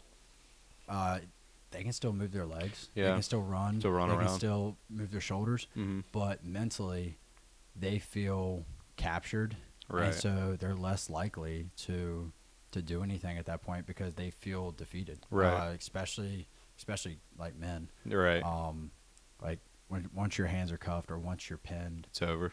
yeah, you're mine. Mm-hmm. And I mean, obviously, you have your special cases. Like, you have guys that are going to sit there and they're going to fight until they die. I Yeah. mean, just kind of like a warrior mindset, Mm-hmm. which isn't always a bad thing. I mean, Mhm. obviously, with police, like, don't do that. But, like, but yeah, like, most guys, like, once they feel. And do not resist arrest, people. Don't do it. But, yeah, most guys, once they feel pinned in, once they feel kind of some sort of constraint on them, Yeah. their body starts to shut down, and it makes Mhm. it easier to deal with them. That's a real thing, man. Because I mean, just personally, I can think of moments where I was, publicly emasculated, or I was. Obviously, I've never been like detained or anything, Right. but a situation where a position of authority had to come and interact with me directly. Yeah. And dude, it's I wasn't even handcuffed. It's a defeating feeling. Yeah. You know what I mean? Yeah. Like, to sit there in front of all your friends and getting fucking talked down to like a fucking kid. Yep. Not cool. Yeah. So I mean, I totally get the psychological effects of that. I'm sure it does have an extreme impact. Yeah. Just because, I mean, men are so highly volatile whenever they're amped up, you know? Mhm. I mean, you put a kid around, like, you put an 18-year-old around his friends who thinks he's hot shit, put a little beer in his system, dude. He thinks he can rule the world. Yep. I mean, especially some cop, I mean, who's trying to take away his fun, take away this buzz he's got going on, and Yep. get him out of this false reality he's created. Now, Mhm. dude, now it's on. Like, And you see it in Greenville all the time. yeah, dude, this is the capital of that. Yeah. I mean, how many times have you seen, dude, you've lived here your whole life. How many times have you seen down at the bar some fucking kid who shouldn't even be drinking Mhm. out there, who's not even of age, come in and just develop this overpowered Yep. sense of righteousness? Yep. And instantly everybody is their enemy. Yeah. I mean, not only that, but, like, you'll get guys that have this false sense of being a tough guy. Yeah. And I'm small in my family. I'm a pretty large guy. Mm-hmm. Like, my dad's 6'8". You're like, My dad and Strib are the same body build. Yeah. Fucking mountains. Yeah, they're huge. Have their own contour lines, I think, on a map. Yeah, so like he's a really big guy. You know, he can move a lot of people a lot of Mhm. ways. But, like, one thing he always says, like, I'm big. I'm not a tough guy though. He's Mhm. like, there's no such thing as a tough guy. He's like, because even tough guys get punched in the mouth. Yeah. You don't But I look so think- tough after you get punched in the mouth. Yeah, like, and then at the same time, it's like, once you get punched in the mouth, you find out how tough you really are. Yeah. But I think a lot of guys come down there, you know, and you got these guys that are kind of mama's boy, got everything they wanted Yeah. growing up, never been punched in the mouth, never had any sort of conflict, and they get down to college, you know, they're with their buddies, they're, you know, got some girls around, they're Yeah. drinking, and all of a sudden they think that they are tough guys, Oh, yeah. and they think that, you know, nobody's gonna screw with them Mhm. because they have a big mouth. Mhm. And then you get guys like, I mean, these bouncers that are just old. Seen your shit before. Yeah, like, I mean, like, you got guys that know how to fight, and you got guys that don't really deal with that crap. You got cops down there. I mean, half the cops that work downtown are ex-military guys, Yeah. and, like, they don't want to deal with it. No. So then you got, you know, a 150-pound soaking wet dude in his boots that's just gonna walk down there and talk shit, and then think he's just invincible. Then you've got someone who's 220 pounds, who's like mid to late 20s, who's seen your shit before and will rock you sideways Yeah. and throw you out on the street. Yeah, and honestly, they can't even do that anymore, which kind of sucks. But Yeah. like the lawsuits right now for for bouncers is Yeah. insane. It is crazy how fast people get sued. Yeah. Once they carry stuff outside, I know Calcutta just had an issue with it. And then like there's been issues everywhere else. Mhm. We don't have bouncers at Crush. I wish we did. Yeah. I would definitely want some. 'Cause I think y'all are supposed to be like a cocktail bar, supposed to be like classy, like none of that Yeah, but we have stuff. But like, we still have a lot of issues. yeah, I would imagine. 'Cause And it's anywhere mainly- alcohol is involved, there's going to be an issue. for sure. And then I think our biggest issue, honestly, I mean, Crush has a lot of issues. Yeah. And I work a lot of Friday, Saturday nights over there, Mhm. so I see a lot of them. But and I've told the girls, the girls are like, hey, I cut this guy off. Can you, help him out the door? Yeah. And I'm like, no. I was like, I understand that, even if that dude trips over my foot Mhm. and he falls and he hits his head as soon as he leaves that door, I'm getting charged with that. Mhm. So like, there's not a whole lot I can do. And then, Sups across the street, Sups stays open after the bars close. Yeah, they say selling until like food. 2:30, don't they? Yeah, they sell food till 2:30, and then they start. They really let people eat food or whatever until about Like as they're closing up. like 2:45, 3 Yeah. o'clock. The last person's leaving. But I mean, you got to think you got guys that have been drinking, girls, whatever. They've been drinking since 8 o'clock, Yeah. and at 3 o'clock they're still in there and they're drunk. Mhm. There's issues. Like Yeah. there's always issues with it being the last thing open, and we don't have bouncers. I really wish we did. I think it would help and kind of disperse the issues. Yeah. We don't have a ton of issues, and typically I don't know. I saw on Barstool the other I did see day. that. And we have a lot of that. We have a lot of people that come in drunk and they yell, they cuss people out, and they'll fight like verbally. Yeah.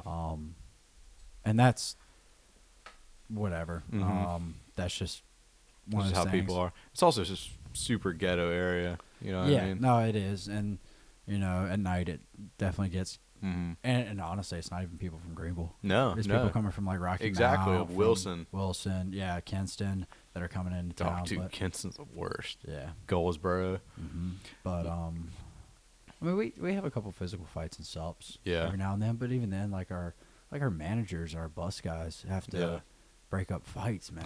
And They shouldn't be forced to do that. no, they shouldn't. I mean, it kind of puts them in harm's way. It puts them legally Yeah. in harm's way because they're not trained as bouncers. Put if someone something who's were to happen. paid to be there yeah, to stop fights Who and is- stuff like that.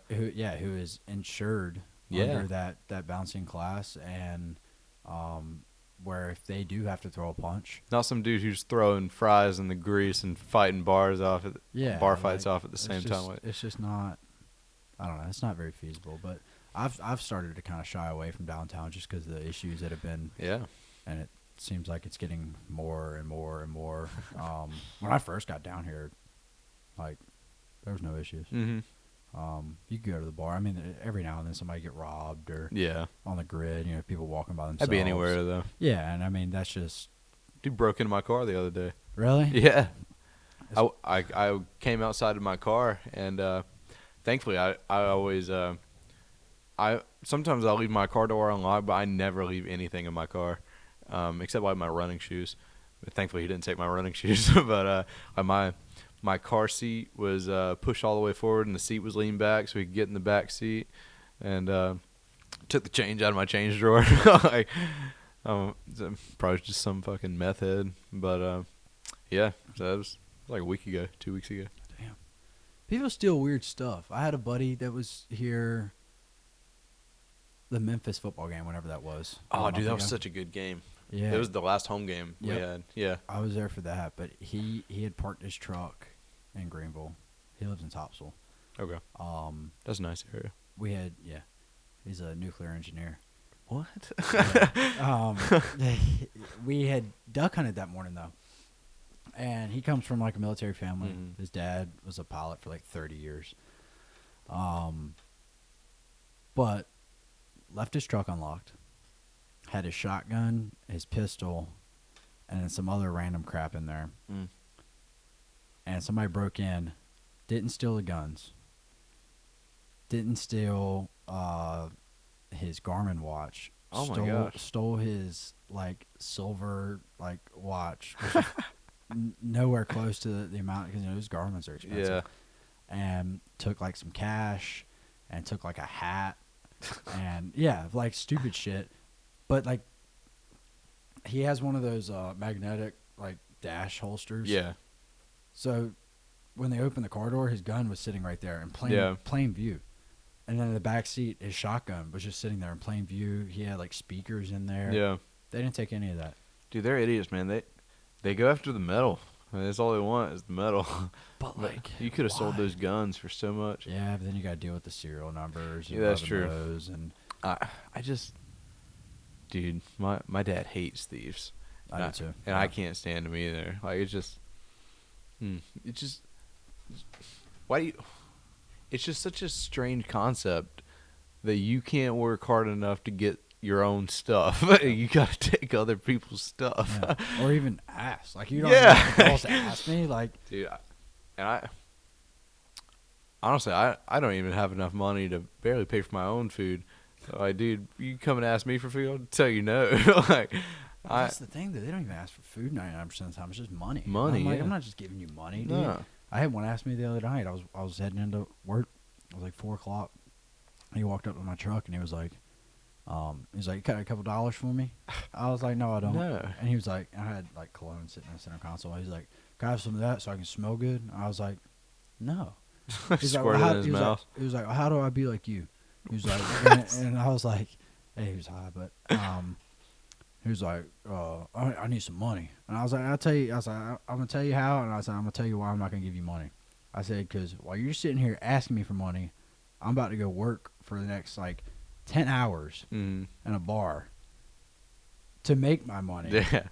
Instead of sitting here asking for it. I was like, so why the hell am I going to give you the money that I'm about to go work for that I also need? It's not Yeah. like I'm working for like, oh shit, So I'm like, just gonna let's throw go, this in let's my go, pocket. let's go to work. Yeah, like I'm really eager to go in and work till 3 o'clock or whatever. Yeah, like that's like I got shit I got to pay for too, brother. Yeah. Like I'm not just gonna give you everything I got. Like, You got a month-old truck out there.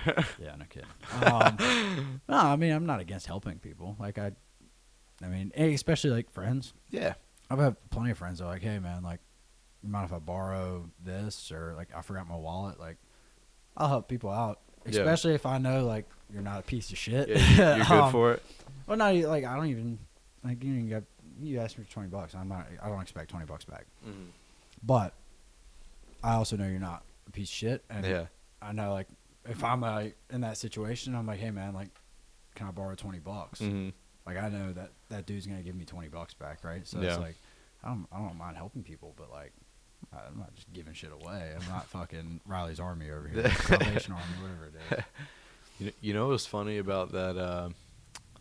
The Barstool post at Sup Dogs the other day. The video. Yeah.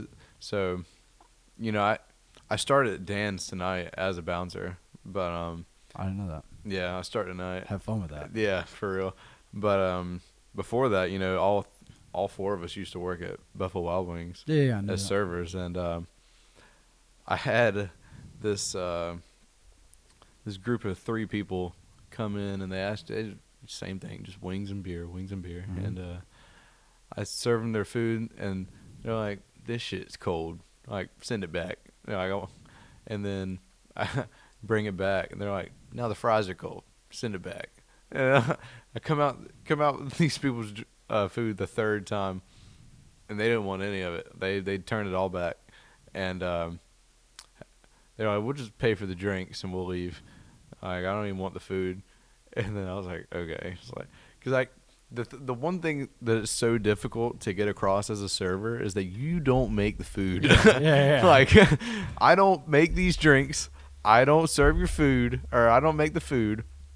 I literally pick it up from point A and I drop it off to you at point B. Yeah. Same thing with the drink. That's all I do. I don't do anything else. And dude, I didn't expect that they were going to tip because they never do. But I went up and one lady wrote 00, and I was like, okay. Shocker. And then the other lady wrote an X through the tip. I was like, cool. And then the dude wrote 00, do better. I was like, no way you just wrote that on the tip. And I was like, bro, I did everything that I could. Yeah, I don't put up with your bullcrap yeah, enough to get you put up with three your plates. shit for an hour to get you 3 servings of food. And but what was so funny was that was the exact same 3 people that were in the Barstool video. It was those people. No. Yeah, it was them. That's crazy. And they were given the same But shit. you know why that video happened, right? No. Because they didn't tip. Oh my subs. gosh. And so subs goes to autograd. What was that? Like you get auto gratuity Oh. after like I think it's like 10:30 or 11 o'clock. Okay. Because obviously servers are tip based. Yeah. So Drunk people Yep. like that aren't gonna And- fucking tip. yeah, so they switched it to go to autograd after like it might be like 11 o'clock or it's later. Yeah. So like if you come in there for lunch, you're not getting. But they did it, and it's 18%. Yeah. It's fair. Yeah, I mean Mi- that's and it's only 2 servers in there working, Yeah. and it's typically pretty packed. So Yeah. like that's, and they're still not making a ton, because just the way it's set up. But yeah. yes, they did autograd, and she got mad that there was autograd up there, and they explained it, and then she got super pissed, and you can hear people yelling. She was telling her manager, she was like, "Oh, like go put fries back there Yeah. for $10 an hour," and it's like starting pay at Subs is like $14 an hour, Yeah. and he's a manager, he's on salary. Yeah. Like, bro's not making $10 an hour. He did good though, handling that kind of the way he did, because that definitely could have escalated. But yeah, there was tips was the reason. So that's funny. Yeah. It's funny you had that Yeah, same dude. experience with the same people, dude. That's Same crazy. people. So, and it's just what happens at restaurants a lot of the time is that people tend to think that because they ordered the food that it's their food. You know what I mean? Right. Until you paid for it, it's not your food.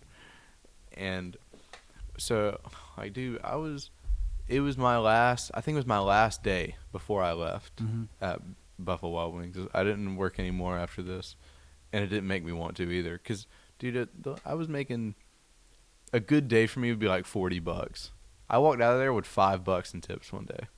Jesus. Yeah, and it was just rough. I mean, I did the best I could. I mean, I was nice to them. I'd give them their food.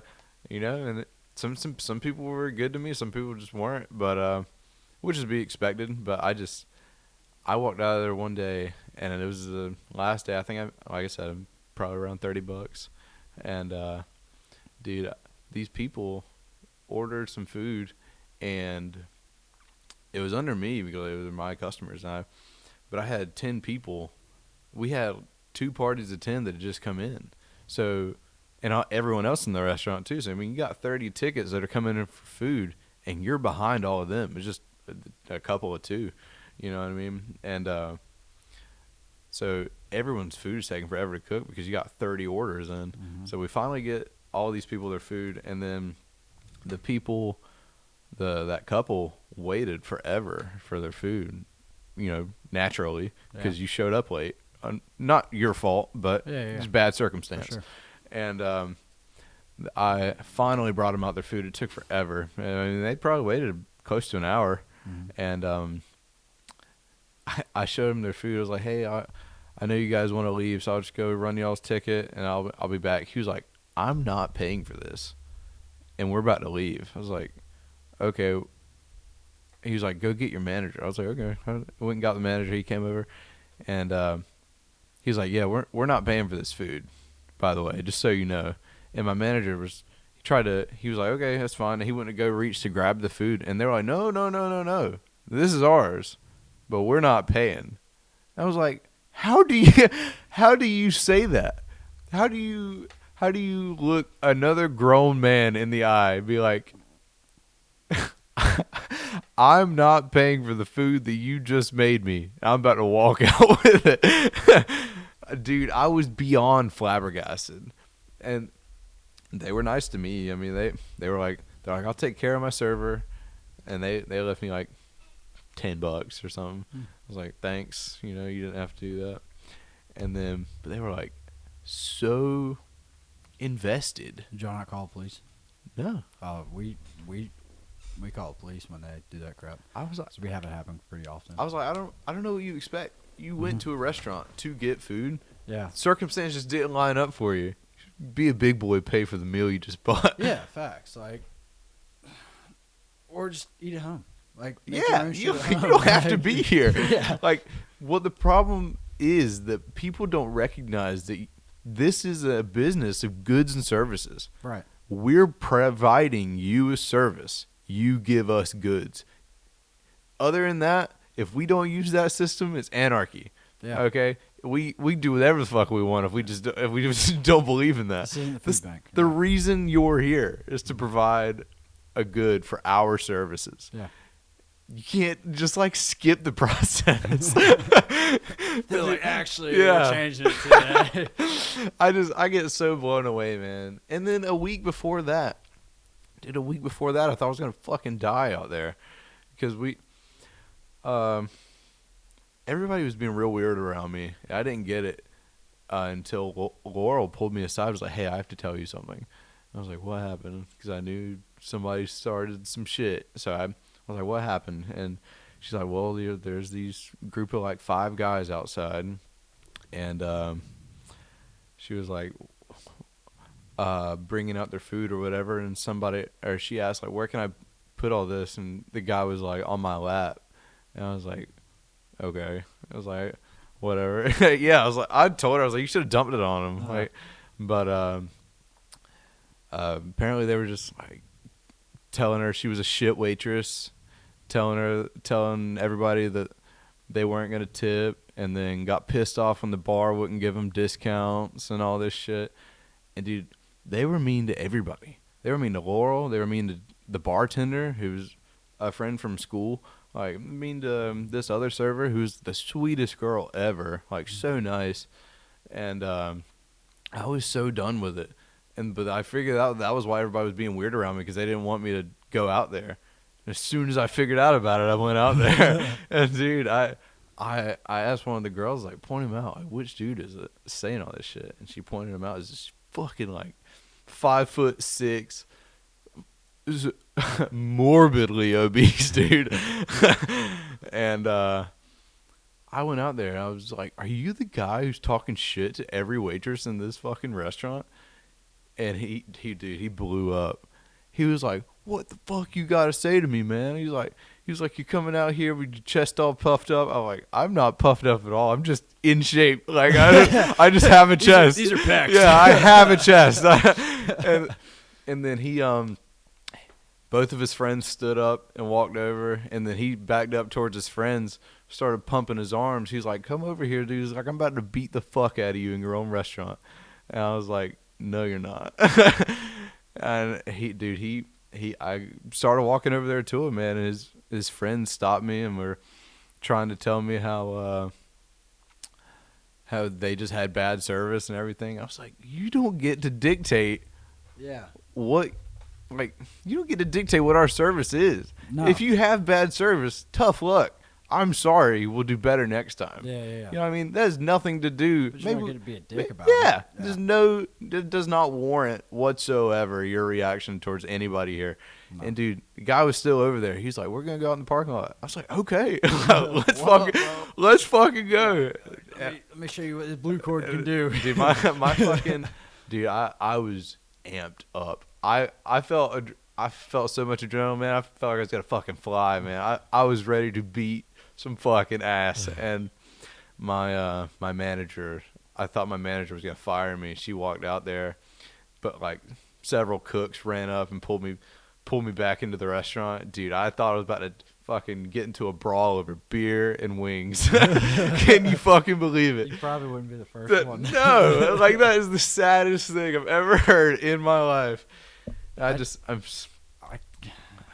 ridiculous. At a restaurant, like, it's not like Sup Dogs where that's like the energy, you know, or at least like the downtown energy. Yeah. This is a fucking food chain. It's like showing up to Outback, be like, I'm gonna beat this waiter's ass. Like, you know what I mean? Like, and even like the nighttime at subs, like you got people that do this shit all the time. Yeah. Walk out on tickets.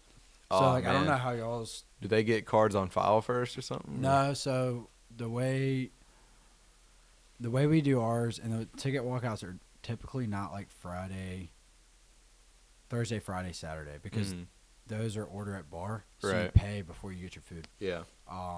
But like throughout the week, like during the day, and then a lot of times at night, people will try to walk out. They'll be like, oh, like I don't have money for this, and we're like, well, you're not leaving until you pay it. And then they'll be like, I'm walking out. They'll cause a scene. We'll be like, all right, bet. We'll just call the cops. Yeah. And the cops will come and take care of it. But like we have people do that with beer. But for us, the servers are liable if they're not like attentive to the table and they walk out. Yeah. Then the server has to cover it. But if the server's like around and she, because it's always a she, but she gets the manager is like, hey, they're not going to pay, then she's good. But yeah, we have it quite a bit. If that happened at B-dubs, you get fired. If they walk out on a table. Oh wow! See, ours, you don't get fired. You just have to cover the ticket, and I assume you get a little bit of trouble. But it's not super hard because typically we have, like on a busy day, you have 4 to 5 servers working. Yeah. And you've been in there. There's not a ton of tables, and then if the roof's open, that's a whole different set of servers, cooks, and food runners. So, they have a separate kitchen for up there? Upstairs. Really? It's a nice. Like a 2-man kitchen. That's pretty sick. Yeah. So, and all your shit's up there. Yeah. Separate bar up there, and then I like the bar up there. It's pretty cool. Yeah, I do too. I like Crush too. I think that's an interesting vibe to have downtown. Yeah.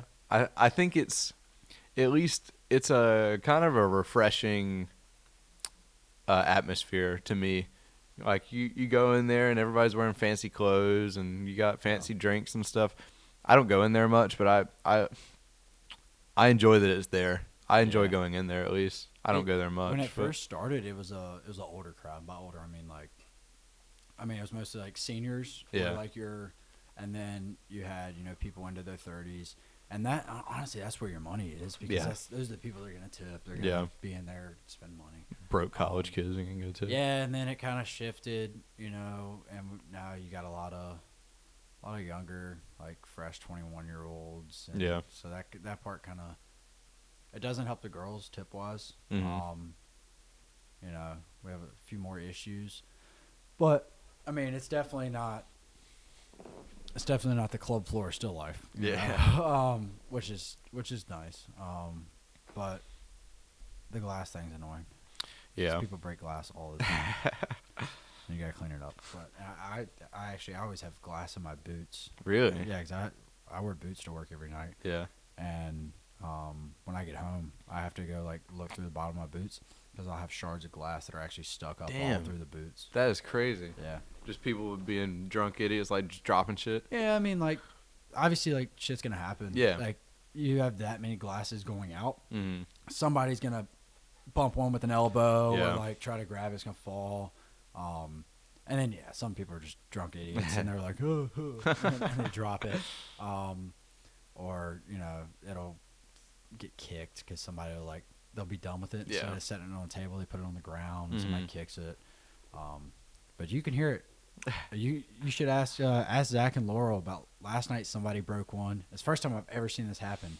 And you can when the glass it echoes in there, and it's super loud. And somebody dropped one, and the entire bar booed them for a full minute straight. Oh my gosh! I was down. I was back behind the bar, and I heard it break, and I was like, "Fuck." And I saw one of our other guys. He was going to go take care of it, and some drunk dude at the bar goes boo, and then all of his friends started doing it, and then all of a sudden the entire bar is just booing this little girl. When I say she was 5'1", this little short, blonde chick who obviously did not mean to drop the glass. Yeah. And then you just got 150 people booing you. That is so funny. It's that's definitely a damn vibe killer right there. Yeah. I go home instantly. Yeah. I'd be like, all right, guys, time for me to exit. Yeah, But dude. Robbins got kicked out of Dan's a couple weeks ago, and he wasn't even drunk. Like he had probably the least to drink out of all of us, and because all of us were ripping shots and drinking vodka and shit, like vodka waters all night, and Yeah. he was the only one that didn't have anything, I think, and he there was ice on the ground. And he slipped and fell on the ice. We were right by the door. The bouncer picked him up and just threw him outside.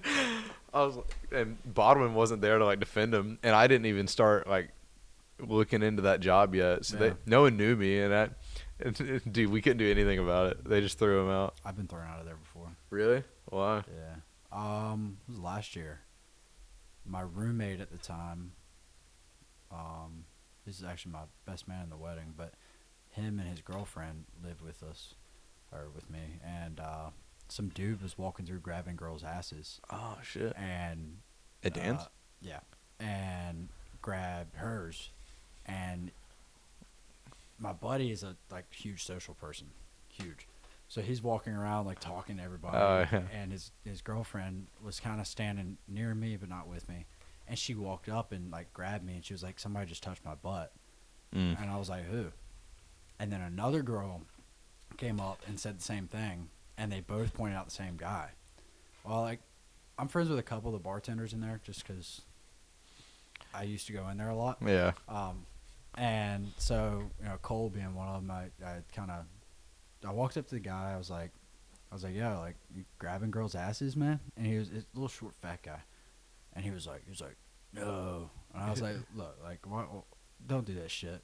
And he was like, "We have a problem." And I was like, we don't yet. I was like, but like, why are we? Yeah. Why are we entertaining? I'm this? telling you not to do it again. And then he started like getting pissy, and I was like, "I'm gonna buy you a shot, and then you're gonna go home, right?" And Mhm. he was like, because he was drunk, and I was offering to buy this dude a drink, whatever, trying not to fight. And he started getting riled up, and so I ended up telling Cole, I was like, "Hey man, like this guy," I was like, "he's grabbing girls' asses, he's got to go." Mhm. Well, Cole signals the bouncer to come over. All the bouncer sees is this dude like chirping at me. Turns out the dude is the bouncer's best friend from home. Oh my gosh. Bouncer grabs me and it's like, "You gotta go." I was like, "For fucking what?" And he was like, "We're not doing this tonight."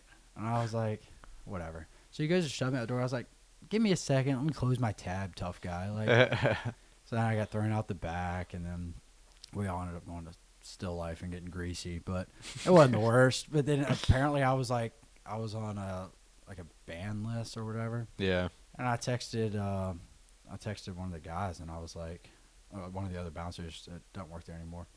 I texted him. I was like, "What the hell is this?" I was like, "Do you even know what happened?" He was like, "Yeah, I just found out." He was like, "I got you. Don't worry." He was like, apparently it was his best friend, and the dude, the best friend, got to stay the rest of the night. Oh my gosh. Yeah, That's shitty. yeah. I think it's one of the only times I've ever been kicked out. Tough justice. Yeah, the other times it's been like in a group. And it was because one of my friends. You should have took a swing on the guy just before they kicked you out. Yeah, but it's like, at that point, is it worth it? Like, You're getting kicked out either way. yeah, but that's my point. It's like if I swing at him, like, is this fatty gonna go like press charges on me? But like, I don't know. It's You- not too bad. Did you ever? Were you here with Fung? Did you ever meet Fung? Fung was actually when I went to basic camp this summer. Uh huh. He was my instructor on the No way. on the 240. Yeah, So we were both machine gunners back at our units. Yeah. So anytime we did any sort of training and stuff, it was me and him on the 240 and the 249. But he was a bouncer, at Dan's, and I think he got suspended for a little bit because he fucking like dragged this dude out on the curb and beat the fuck out of him. Yeah, I was like, that sounds like fun. That was the one where the dude was he was screaming something at one of the other bouncers that was off. Mm. There was the taller black guy, kind of had like a little beard, and he was like cussing him out and was saying some racist ass shit Yeah, to damn. Fung and him. Damn. And then Fung went and did that. Yeah, Yeah, I do remember that. I love It was Fung. like right there by the parking deck. That dude took no shit from anybody. No, he was cool as hell too. Yeah. When I saw him up in Kentucky, they told us we were doing like basic warrior tasks, Yeah. and BWT. yeah, we had done like our camo. And, like, I'm looking at all these idiots like doing tiger stripes and shit. But that was an interesting. That was just that whole thing. Was, basic camp. Yes. It sounds super lame. I'll be honest. We'll get into it in a second. Yeah. But no, they were like, yeah. So now you're gonna go over with Lieutenant Fong, and he's gonna teach you. I was like, Fong. I was like, there's no way it's him. And he like comes out from like behind a tree or something, and I just started like laughing, and he was like, oh shit. I was like, you're gonna teach me how to use a machine gun? We got a picture. I need to get the picture from him, but we took a picture out there and everything. Yeah. But yeah, I saw him there. But Reyes was a lieutenant. He just got commissioned whenever I got my whenever I got to CST. Mhm. Dude, he'd come by and like give me Sour Patch Kids and stuff. oh really? Yeah, dude. He Yeah, Fong told me he was out there, but he wasn't doing our. He was doing y'all stuff, right? yeah. So he was doing like range cleanup for Okay. all the FTXs and stuff. But Okay. he just bought this like brand new Tacoma, and he'd ride. He'd be like. He'd ask for my location for like an hour, and I'd give it to him. He'd be like, "I know exactly where you're at." And he'd be like, "Come outside in 5 minutes." And I'd show up and be like, ask for whatever candy I wanted. I'd ask for like, the biggest thing of Sour Patch Kids he could find, and I'd like stuff it into my underwear. And then, dude, as soon as he showed up, I didn't realize it, but all of my camp cadre was like 20 feet behind me. I was stuffing fucking candy in my pants, and as easily like a negative counseling. Like if you For if you sure. see that, For both of you. yeah. And dude, I got so lucky. He was like, "Who's your fucking friend over there?" I was like, "He's just a buddy from school." He's like, "Well, bring his ass over here." And then I like was forced to talk to these guys for several minutes, and Sour dude, Patch Kids. yeah, Gosh. like slowly falling down my shorts too. Like it was the worst. I was so scared. So I had like a perfect record while I was there. I had just no issues with anybody. Yeah, I was like, "There's no way Sour Patch Kids are gonna bring me down." Like, That's crazy. yeah. How was basic camp though? That sounds like the worst thing So- ever. Did you have to go? Yeah, because I skipped my 1 and 2 year. So in order for me, I'm doing 4 semesters for ROTC and commissioning. So Mhm. that was like the Right.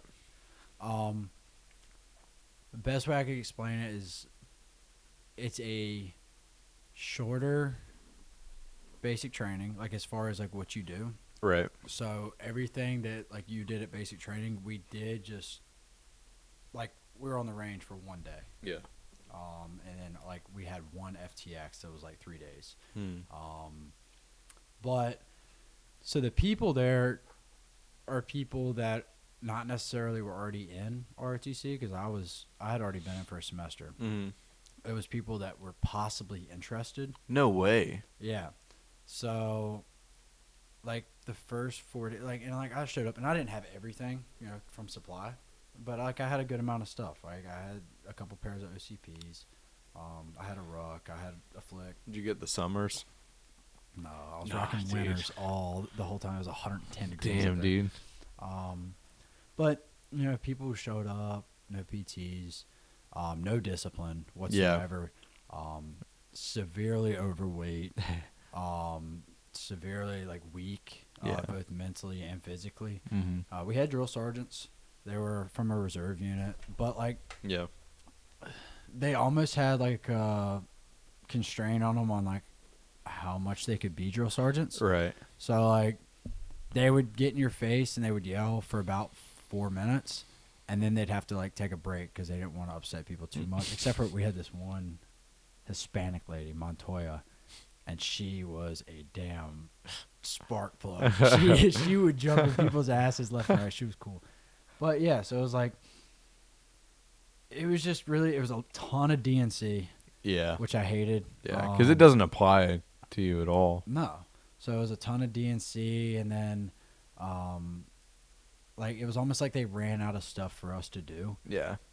So that's what they did instead. You know, we kept getting in trouble for, like, people lost their M4s. And then, like, Yeah. people would show up to, like, first formation, like, 20 minutes late. Yeah. And then, you know, boots were not bloused, or they had laces undone, and That's my pet peeve is laces, bootlaces. I hate when people's uniforms look like shit. Yeah. I'll be honest, like I can't stand it.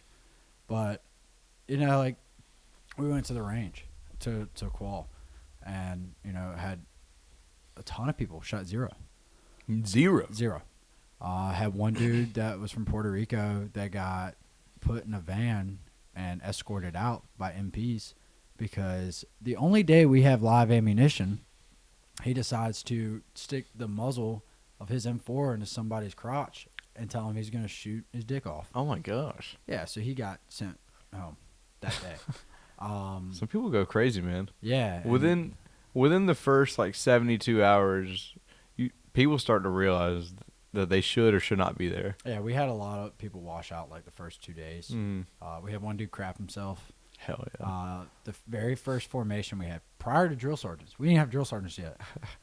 He crapped himself. The pressure wasn't even on. Yeah, I think he just had an upset stomach, and then he was embarrassed and he dipped. Yeah, he left. That's crazy. Yeah, so he flew up there and then flew right back the next day. It's from New York. Oh my gosh. But yeah, it was just really, really odd. And we got to do some cool stuff the Nick course. Mm-hmm. Wait, the Nick at night? Yeah, you got to do that. Yeah, that's cool. Yeah, we ran that. It's you got to do the crawling and everything. Yeah, dude, that's sick. Sucks. What are you talking about? That's the coolest thing you get to do. Sand. Yeah, so it gets everywhere. Ours was supposed to be. God, we were supposed to do it at 11 o'clock at night, right, or something. Yeah. And it was raining, lightning. They pushed it back. All in all, we didn't get out there till 4 a.m. Damn. Because they were we have to do it tonight. Yeah. But the next day we were going into our FTX, so we didn't. We did it. We got back to the barracks, and like you said, there's sand everywhere. Yeah. And they were like, we don't have time. You got to be changed and back in formation with your rocks ready to go on the FTX in 4 minutes. So it was you went from Nick at night to the FTX with sand in your butt crack. And you did 3 days with that. And it was just because obviously there's no showers. You're kind of baby wiping it. So, yeah. But, I mean, it was okay. It wasn't great. I mean, it was just one of those things you have to check off. Yeah, it definitely sounds super lame. But I mean, a lot of people medical. Yeah. We did a rock, a 2-mile rock, and it was a formation, and within the first 100 yards, people were falling out. We were supposed to do a 6-mile to what's the place where y'all stayed in between phases with the little tents, the AC tents? That's in what's that place called? You know what I'm talking about? Yeah, it had a weird name. Yeah. Damn, I can't remember. But we stayed out there. We were supposed to ruck there. And it was supposed to be a 6-mile because you go up that. For us, at least you go down that steep ass hill. Yeah. You know what I'm talking about? And we didn't do it because people couldn't make it. And then then they made it to where we didn't have to carry a ruck. They loaded our ruck. What? Dropped us off halfway there, and made it a 3-mile. Hell yeah. Yeah, it was just. That's cool. The future of our. Bet you felt like a warrior. Oh, dude! I was. Yeah, no, I'm not gonna lie. Going into that, I had been an RTC for, like I said, a semester, and I was there learning.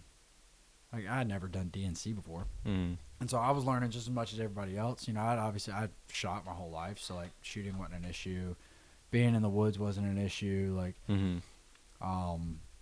But the little stuff that we don't go over, standing in formation, customs and courtesies and stuff like that. But going in there, people thought that I knew more than I did, and it kind of sucked because they were asking me questions I don't know. But no, I ended up getting some coins up there. Coins are always cool. Yeah, I got 2 from 2 different colonels, and then I got the one for my platoon from my drill sergeant. That's sick. She handed me that one right when we left. Very nice. Had to shave my mustache while I was up there. They didn't let me have it. It was in regs, but they didn't let me have it. I think that was just them It's being. uniformity. No, I think they were just picking on me because everybody, like other people, had them. Yeah. Yeah, they just. Just you. Yeah. This one dude walked up to me, or one drill sergeant. He walked up to me. He was like, "When you come back out later, have that off." I was like, "Is it out of range, drill sergeant?" He's like, "Have it off." Have it all. Yes, drill sergeant. Went in, dry shaved that damn thing. Yeah. Hurt like hell, but What I hate seeing is people who fake a religious exemption. That I've never met anyone in my life who claims to be Norse pagan actually be Norse pagan. for the beard. Yeah. Yeah. Like, it's just, you're just not. Okay, like, it's not a thing. People aren't fucking Norse pagans. There's like 12 of you total, and now there's like they're everywhere. Yeah. Like, maybe at some point across the continental shift, there were some that ended up over here. Very few. And even now, I'd be so surprised if any of them lasted. It's just not a thing. Like, people don't study that. People don't worship that. Not in fucking America. Well, what's like the new regs on it? Isn't it like there's no permanent profile, but you can do it month by month? Isn't that how it is now? I don't know. I thought that they were cracking down on profiles in general. Like, well, they totally. were, but I knew you could have like a permanent beard profile. Yeah, I don't know. I thought that they were honestly getting rid of profiles. I'm okay with that. Yeah. Maddie's brother, my fiance, Mm-hmm. he's at Bragg. Mm-hmm. He's a combat engineer, and he had a beard for the longest time, and then they cracked down on it. And I saw him the other day. I didn't realize. So he just had a kid. Okay. You get 3 months of paid leave No way. as a father. If you're Damn. yes, if your wife has a kid. Yeah. Damn. And I think she has to be a dependent. So like, if you go get some chick pregnant at the bar, like it's not the same. But yeah. So he was saying, and you don't have to take it all at one time. So like, for Thanksgiving, like he wasn't supposed to be able to come for Thanksgiving, and he took baby leave to come. To come up for Thanksgiving. Oh my gosh. And I was like, and his beard was growing out, and I was like, "You got your beard back?" And he was like, "No, I'm on leave." He was like, "I took leave this week." Yeah, I was like, "That's crazy." You get a ton of leave, and he was like, "Baby leave." That 3 months paid leave. That's insane. Mm-hmm. I love that, dude. Yeah, he said he's going back for like a week, and then he's on holiday block leave. So yeah. He's got like this whole like month. He's been off a ton, which I mean, I guess like helping around the house and stuff. Like I'm sure with the newborn, his work. They got 2 other kids, so I mean, I guess it does help. But yeah, I didn't know that. So that's kind of crazy. Start popping them out. Nah, screw that. But I'm in no rush to do that right now. Yeah, no. I could get married before I do that. Yeah. When is your wedding? September 19th of next year. Okay. Nice. Yeah. That'd be cool. So it's right before graduation. Yeah. So it's like 2 months before that, which is good. That's kind of what we were wanting to do. The semester's not too heavy at that point. Well, I mean, even with that, it's like I didn't want to schedule it after I commissioned because like you don't know what your schedule's going to be like, because if I do get, branch infantry, like you got to go to your bullock, you have to go to ranger school now. So it's like, you don't know the exact dates of those. And it's like planning a wedding, like you got to plan that shit so far in advance. And I was like, I wanted to do it later, but I also didn't want to like book a venue, book all these vendors. And it's like, hey, I got bullock. Yeah, I'll be at bullock. Like I can't. And then we got to cancel all our stuff, and all those you got to put down payments down on. Yeah, that shit's expensive. Weddings are expensive. Dude, venues are insane. The venue, honestly, our venue wasn't bad. Really? Where's it gonna be at? New Bern. Okay. Right on the water. It's really pretty, but like the venue, I think was like 7,000. Yeah, which seems like a lot. Seems like a lot, but compared to like, we're paying almost the exact same for food. Okay. Yeah, so it's like.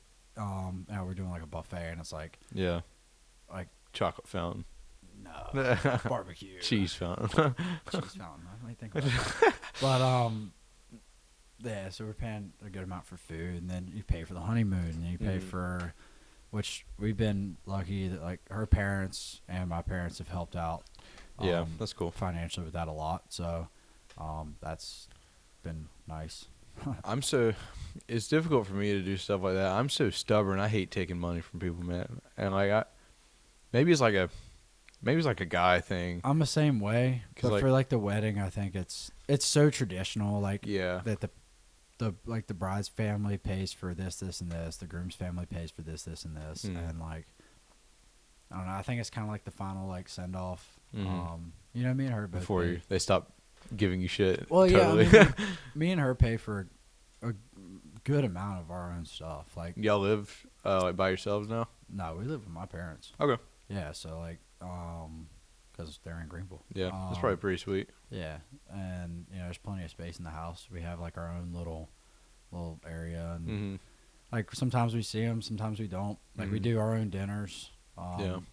It's not like Is that where you're having the New Year's party? yeah. Yeah, if you are in town for that, I know you are supposed to be on a trip. I think Yeah, I think we're I think supposed to be Zach in said like Gatlinburg. your mom booked like a vacation or something. Yeah, so me and Laurel are going to.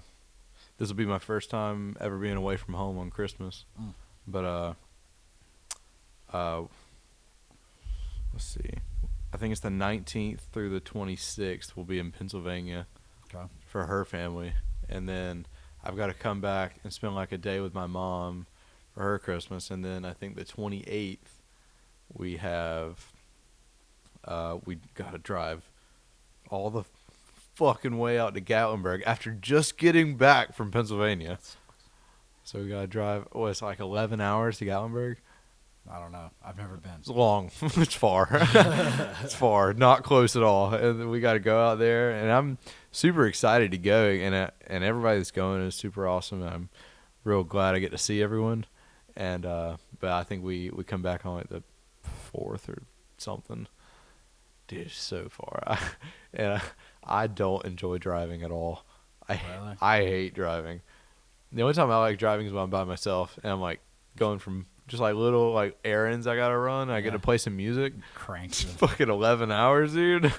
Fine. Is Laurel and Zach riding up there with you Not to Pennsylvania, but I think all of us are riding together to go to Gatlinburg? to Gatlinburg. Oh Yeah. yeah, that'll be fun, dude. Yeah, probably bring my guitar, probably bring my running shoes, and that'll probably be the only two things I do while I'm there. Really? Yeah, dude. So I've been since I got the Ironman in April. Yeah. I it's 4 months away, you know. Mhm. So I really need to start cracking down on my training. So Yeah. I've been the past 3 days I've started. I was gonna wait until after the semester, but I didn't want to wait anymore. So I've been running every day. So I've ran 6 miles a day the past 3 days, and I'm hoping that if I can just keep my miles up and get it to where a marathon by itself isn't that hard, and riding 50, 60 miles in Yeah. a day isn't that bad. I can just kind of push through it and just make it on the other side. Are you running the race tomorrow? No, I don't have any fucking money to sign up for that. Yeah, dude, this shit's fucking annoying, dude. Yeah, it is. So Captain Christopher Cash, the guy that the race is for, he was at my unit. He died Oh, in really? Afghanistan with my unit. I didn't realize that. Yeah, so he was in the guard, but you know how I remember that? It's because I think I've told this story on here a couple of times, but it's so funny watching everybody's reaction when I say it. But so first competition I ever did in my life, I was like 18, and it was just a regular best warrior competition. So you run out. First thing you do is a 6 mile ruck. I was the first one back, so I won the ruck, and then you got a board. You answer some questions or whatever, and you get a little monkey outfit or whatever, and then then it was over. It was the shortest competition ever. It was took a couple hours, and they give you like a preparatory document to help you out with the questions on the board, just so you can look it up and figure some stuff out. Yeah. But it said the only hint it gave was deaths during GWAT. And I was like, okay. Like, it must mean overall deaths during GWOT. I was like, well, it's about 1 million total that died during the Global War on Terror. It's like easy enough to remember. Moving on, and I didn't even study it the rest of the time. So I got to the I got to the board, aced the ruck. I was feeling so confident, and I got there to the ruck or the board, and they were like, name. Mind you, that before I got there, I'd never done a board before, so everybody told me, they're like, if you don't know something, just make it up. Sound confident, make it up, and then move on. Yeah. And so I got there, and they were like, name the 8 deaths during the 120th Battalion during the Global War on Terror. And I was like, what? I was like, I have no idea who these people are. And I was like, I got to make them up. I was like, and keep in mind, all these people that are interviewing me are like first sergeants and sergeant majors and stuff. Yeah. My personal first sergeant was sitting off to the side watching me. All these people served together. All these people knew these people who died. And I was making up their names.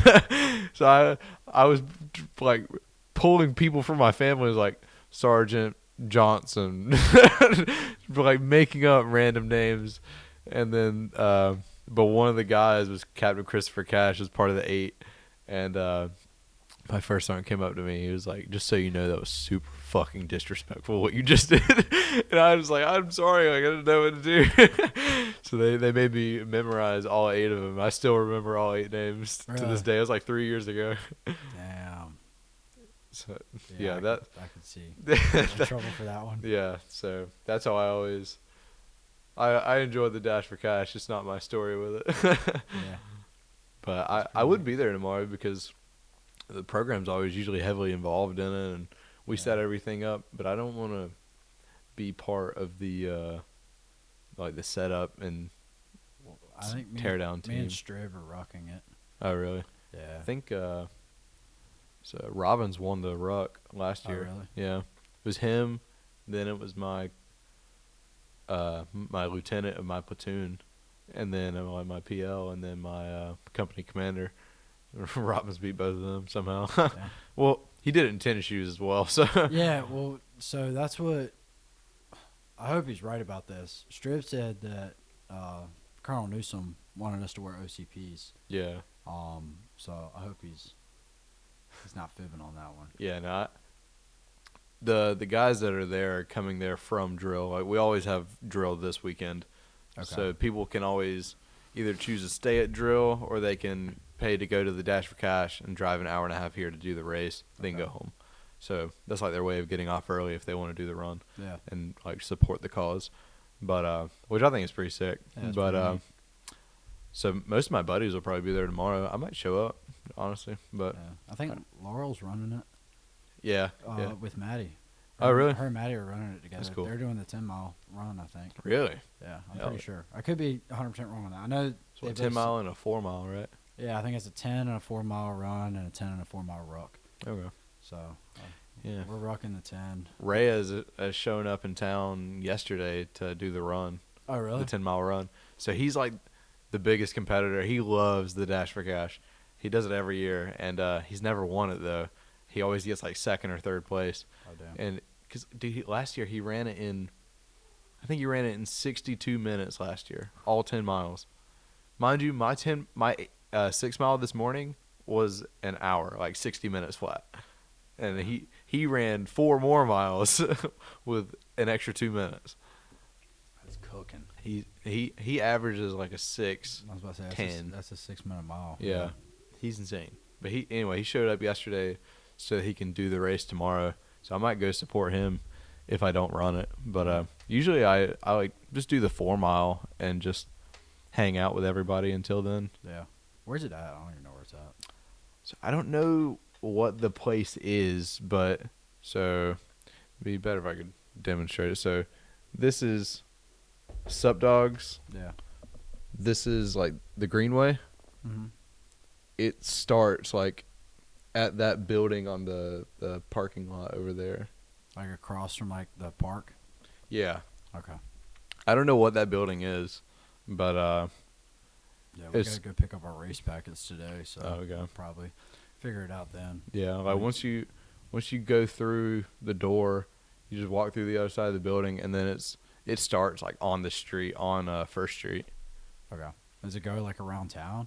Yeah, so it starts off on Fifth Street, and I think it takes you down through the Greenway. Like you take that little left onto the bridge, and then you keep going and you keep going, and then I know for the 4 mile, it cuts off. You know that little halfway point on the Greenway where you can turn right and go down back through the grid. Yes.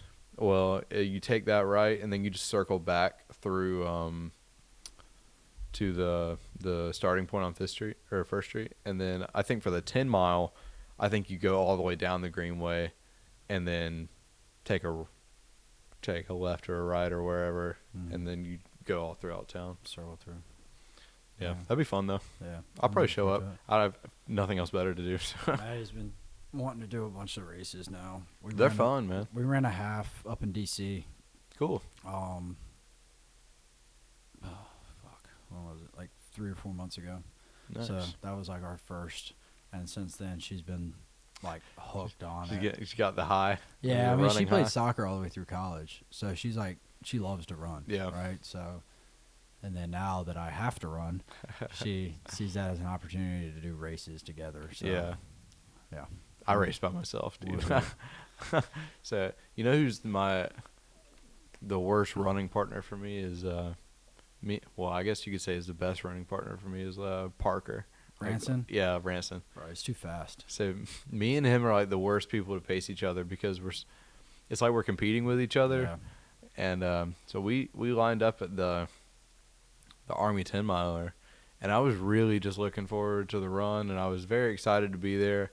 And I hate that we didn't go this year, but it just didn't work out. But I told him like, hey, like let's just do like a 9 minute, something slow because the scenery is amazing. Like Yeah. it takes you all through downtown DC. Yeah. You see like the Lincoln Memorial, you see the Washington Monument, you see everything, and we didn't see any of it because we started off, and Parker was like, "This sucks." He's like, "Let's just speed it up." So we didn't even talk about our pace, but we clocked in at like an 8:15 on the first mile, and then I think that was our slowest mile. The next one we clocked in like a 7:30, and then we got all the way down. I think our mile 5 was like a 7:05. We were cooking, and we just got fast. Every mile got faster and faster every time, and we finished up the race like a 7:16 pace. We finished in like an hour and 16 minutes. Oh, wow. Dude, it was it's like the worst run of my life. And everybody after we finished was like, they're like, "Oh my gosh, you see all the sights?" I'm like, "No." Like, Yeah, we were fucking cooking. looking at my feet. I was trying not to die. Yeah, but Parker's the worst for cramping up during his runs. Really? He hadn't done it this year that I've seen, but So I've never seen anyone cramp like him. Usually it takes a lot of distance or at least like a lot of speed, but he just, I don't know what it is. Any sort of long distance cardio, just his body can't handle it, man. His legs cramp up instantly. Whenever y'all ruck yeah. on the 6 mile at the competition, you'll see it because he's gonna start running and he's not gonna stop until he gets to the finish line because his legs only go one way or the other. Like he can either stop and I let his legs just breathe for a minute, Yeah. or he can run so fast that he's not cramping anymore and he can hightail it all the way back to the finish line. That's what he does every time. He can't. He'll run circles around the formation, like So that he doesn't so have to they stop. yeah, like for whatever reason I've never seen anybody, and no sort of intervention works for him either. Like pickle juice, mustard, like Yeah. hydration, like water, food, none of it works for him. And I'm just so weird. He's like an anomaly. It's wild. I'm glad that I don't get that way though. Yeah. I don't cramp a whole lot. But No, he's so weird. he's a good dude, though. He is a good dude. I think I was talking to Zach. We always talk about this. We have like the best group of dudes ever. I think we have me and Zach moved down here with no friends. Yeah. We knew 0 people, Mhm. And I think just over the past 3 years since we've lived here, we just got the best group of buddies now. I mean, even yeah, I've been in the program now for, I mean, less than a year, Mm-hmm. and just in the year I've been here, like, and the people I've met in the program, like, Yeah. there's definitely been like some really cool dudes that I've had the opportunity to hang out with. Mhm. And, you know, y'all, Bodwin, Parker, Strib now, Yeah. Lamb, not a dude, but Lamb.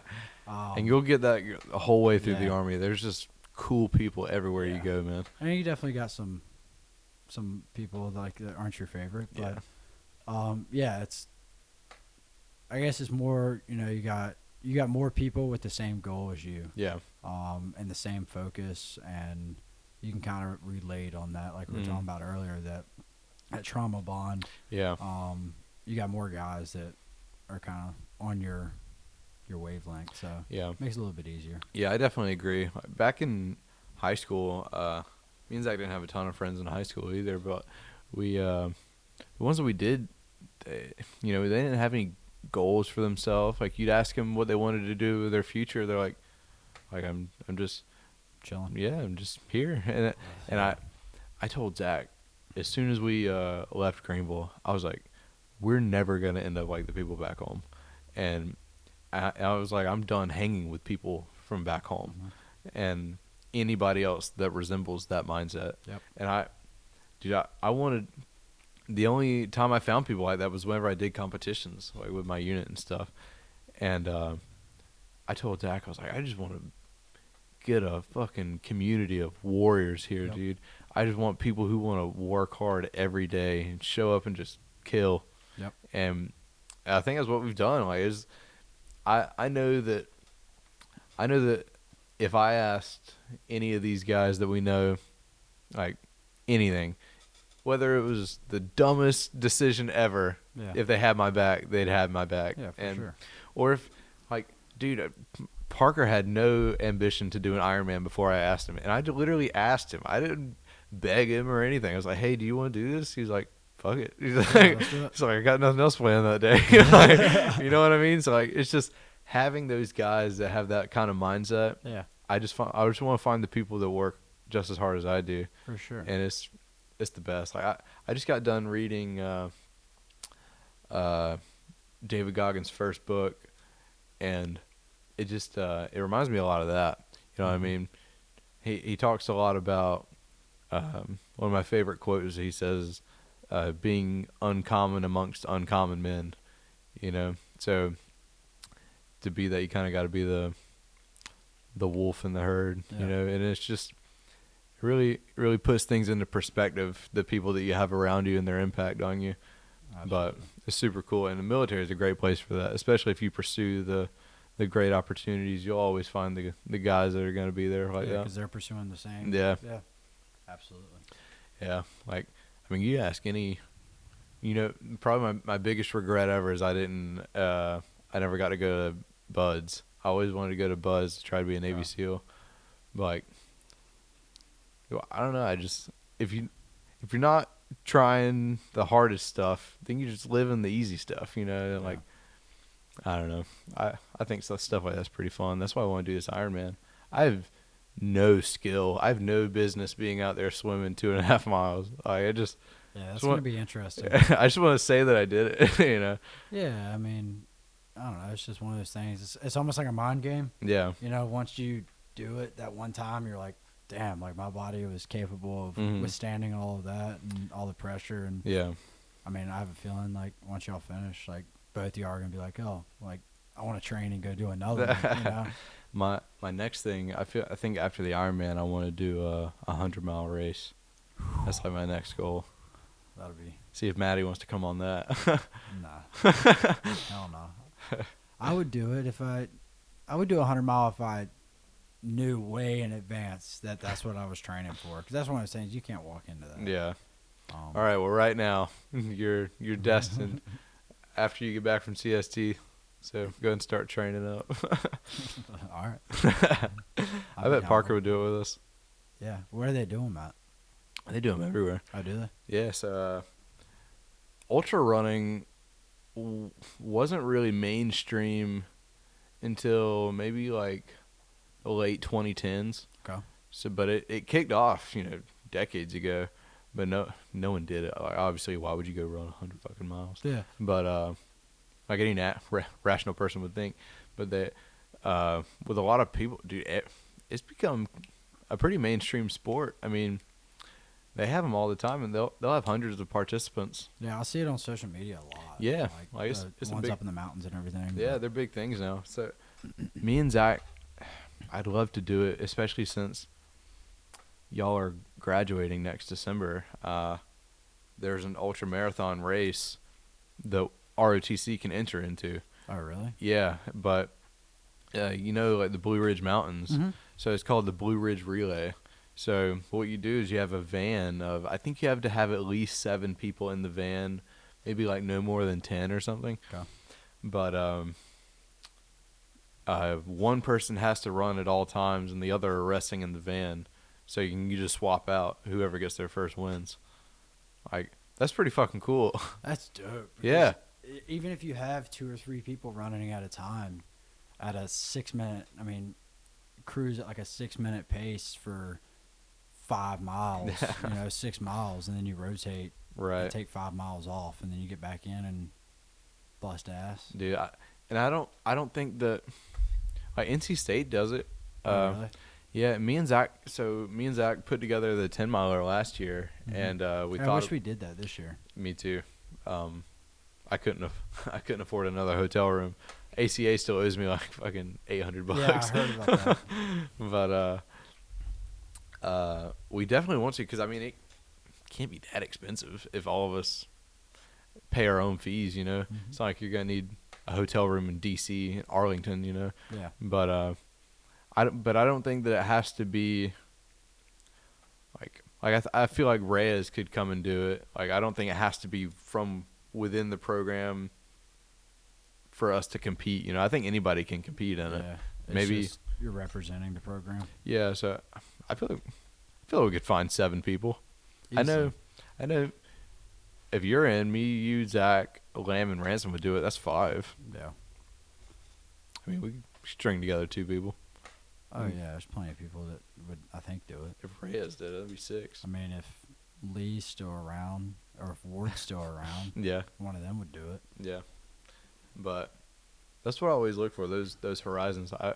That's next year would be like our last opportunity to do Yeah. it, Mhm. because I'd be heading into my second to last semester. You guys would be graduating, Mhm. and yeah, that'd be the end of it, man, because I don't think it circles around again until the fall. Oh, really? Yeah. Okay. Yeah, then yeah. Because at that point, and I'm not sure how, bulk dates work and everything, but Mm-hmm. with us graduating, commissioning in December, I would hope that both of us would be running through our bullocks January, February, March, like starting around Yeah. that range. I do know some of them push off all the way until the next fall, and No, dude, that would suck. that'd be the worst. That would be terrible. So I don't know if you know, Zach hates Greenville. Like, he can't wait to get out of here. And I told him, I was like, hey man, like, what happens if you branch infantry? You gotta wait till like next October until you go to Bullock. And he was like, dude, no. He was livid. He was like, there's no way. I mean, I don't blame him, man. I would be so beyond upset. I mean, I would stay in Greenville Yeah. and just work. Yeah. I mean, but it's still it would suck just having that. Delaying your future. Yeah, I mean, you literally just work full time and work out. Mm-hmm. But and I guess you could go hang out at lab and stuff. Because at Yeah. that point, you're not a 5th year. Yeah, you're or done. MS5. Like, Yeah, you're just but waiting you on could still, orders. yeah, you could still show up, I guess, if you wanted to. Fuck that, dude. Would you consider being camp cadre? Yeah, I put it up there that I would, but that's also dependent on if my bullock date's prior to the summer. 'Cause Yeah. if my bullock date is before the summertime, then You I won't wouldn't. need it. Yeah, but yeah, I mean, if it's past it and it speeds it along, I would. Yeah. And it also starts your pay and your time in service. Yeah. That's starts why that faster. That's why I tell everybody, like, you have to start one day or the other. Yeah. And I just don't. I wouldn't want to start 10 months later. You know. Yeah. No. Like if I could go ahead and get 01 pay, I mean, in what would that be, like May? Yeah. I mean, dude, you're 6 months ahead of where you would be. You know. Well, yeah, and then like even then you come back because you're not there the whole summer. No, you're only there for like what, a month or two? Yeah, so it's like you're there for like a month or two. Your pay starts, and then you come back or go wherever, and you're still getting your pay. Yeah. Because you're still technically, and your time in service starts. Yeah. So that's 6 months. You get to get out sooner. Yeah. If you're doing 20 years or whatever. Yeah. I mean, if my bullet dates work out to where it's like it makes sense, and they select me to do it, I'm 100%. But I don't know. This summer I'm trying to do the trifecta, like Bodwin did. Yeah. And I guess you did the same thing. School, CST, and CTLT. Well, I didn't get a CTLT. So since I'm a nursing major, I don't do that until this following summer. Zach had a CTLT. I thought you both had one. No, Okay. I can't do mine until for whatever reason nursing majors have to do it like later, Okay. like their last year. Hmm. So I got to do mine. I'm hoping that I can score a Germany NSTP. That'd be dope. That would be dope. I'm trying to swing one, or I'm trying to swing all three, but It's doable. yeah, it is. It's just timeline's got to work out, Yeah. and then obviously like you have to get selected too. And I know the CTLTs are a little bit harder to get a slot for. Yeah, most of the time it's just volunteering for it because most people just don't want it. Well, I talked to Colonel Newsom the other day, and I was like, hey, like, just a heads up, extremely interested, and like, Yeah. I want to do this because I want to at least have one school under my belt, and like I'd prefer to go to airborne, Yeah. but because like if I had perfect world and goal, airborne infantry with the 82nd would be like to go be a commander The 82nd? of the 82nd. Yeah, that would be like my dream job right there. You can go do that in Italy. Yeah, but you're not with the 82nd, you're with the 101st. No, 100 you're 173rd. I thought, what's 101st? That's in Kentucky. Kentucky. That's in Fort Carson. Okay. Not Fort Carson, Fort Campbell. Fort Campbell. It's air assault. Yeah. I mean, I wouldn't despise that, but 173rd in Italy is pretty crazy. I put for my I just did my contracting stuff. Yeah. So with that you pick, which I thought was really weird, for active duty, you pick your station preferences first. Yeah. But like, I don't know, that didn't really make sense to me because it's like I can pick all these, but like if I get selected a whole different branch, this shit goes out the window. Like, Yeah.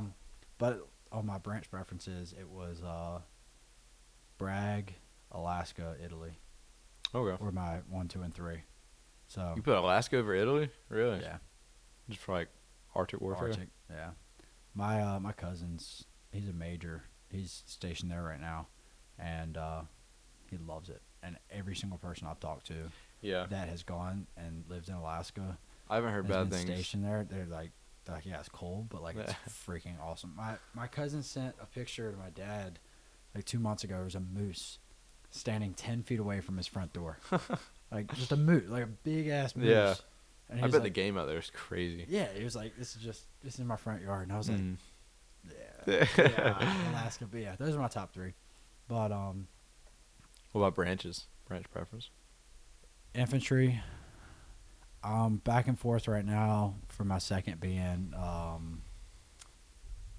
ADA or FA. I don't. I do FA. That's kind of what I'm swinging towards, but yeah. So FA, I think I'm gonna throw. You gonna do like a Bradso or anything? Yeah, if I go infantry, if I'm don't change it. Yeah. Yeah, because what Bradstow is like guaranteed. You have to do 7 active, correct? Yeah, it's like an extra 3 years. So yeah. 7, because the contract's for 8. Yeah, But which you like can if you do 4 and 4. like if you plan to stay in, who cares? You know what I mean? That's kind of what I was talking to Parker about it the other day, and he was like, "Yeah, you should just do a Bradstow. Like, Yeah. you're way more likely. If to you get put your branch." Bradstow first, man, you're so much more likely to get your branch preference. And that's kind of. I mean, I have no intentions of. What I would do is Bradstow infantry, and then some So you like can FA put, branch detail infantry. You can put them like that. Yeah. So you can go Bradstow infantry and then put infantry. Mm-hmm. Bodwin, his first 3 were MI, Bradstow MI, infantry branch detail MI. I guess it's just what he wanted, and he got pure MI with no other commitment, and he's going to be an MI officer for the next 10 years. Well, granted, he was also MI before he came in. Yeah, well, he had a great shot of getting it. He was most preferred and everything, but like, I don't doubt that. yeah, well, if I was MI, I'd want him too. Yeah. Yeah, and he did it, the CTLT, doing MI for that definitely didn't hurt. Yeah.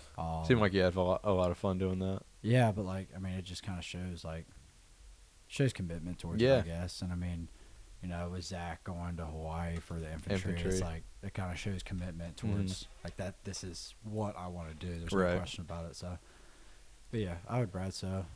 I'll probably put combat engineer somewhere around 4. Engineering, but I'll put that somewhere around 4, and then I don't know, 5 is kind of up in the air. I thought about doing logistics. Only reason being, I don't want guard. Yeah, I don't want reserves. You got to guarantee that you get it. I mean, logistics. They're taking so many damn people for active right now. Like I said earlier, it's like 500 something this year. So even if everything doesn't work out, I can still go active with logistics. Right. But I really don't want to do logistics. Yeah, and I will say there's still opportunity. Reyes is logistics. He's a transportation officer at Bragg now. But within the first, 2 weeks that he was at his unit, he got, obviously since he's at Bragg, he got slotted for a airborne slot.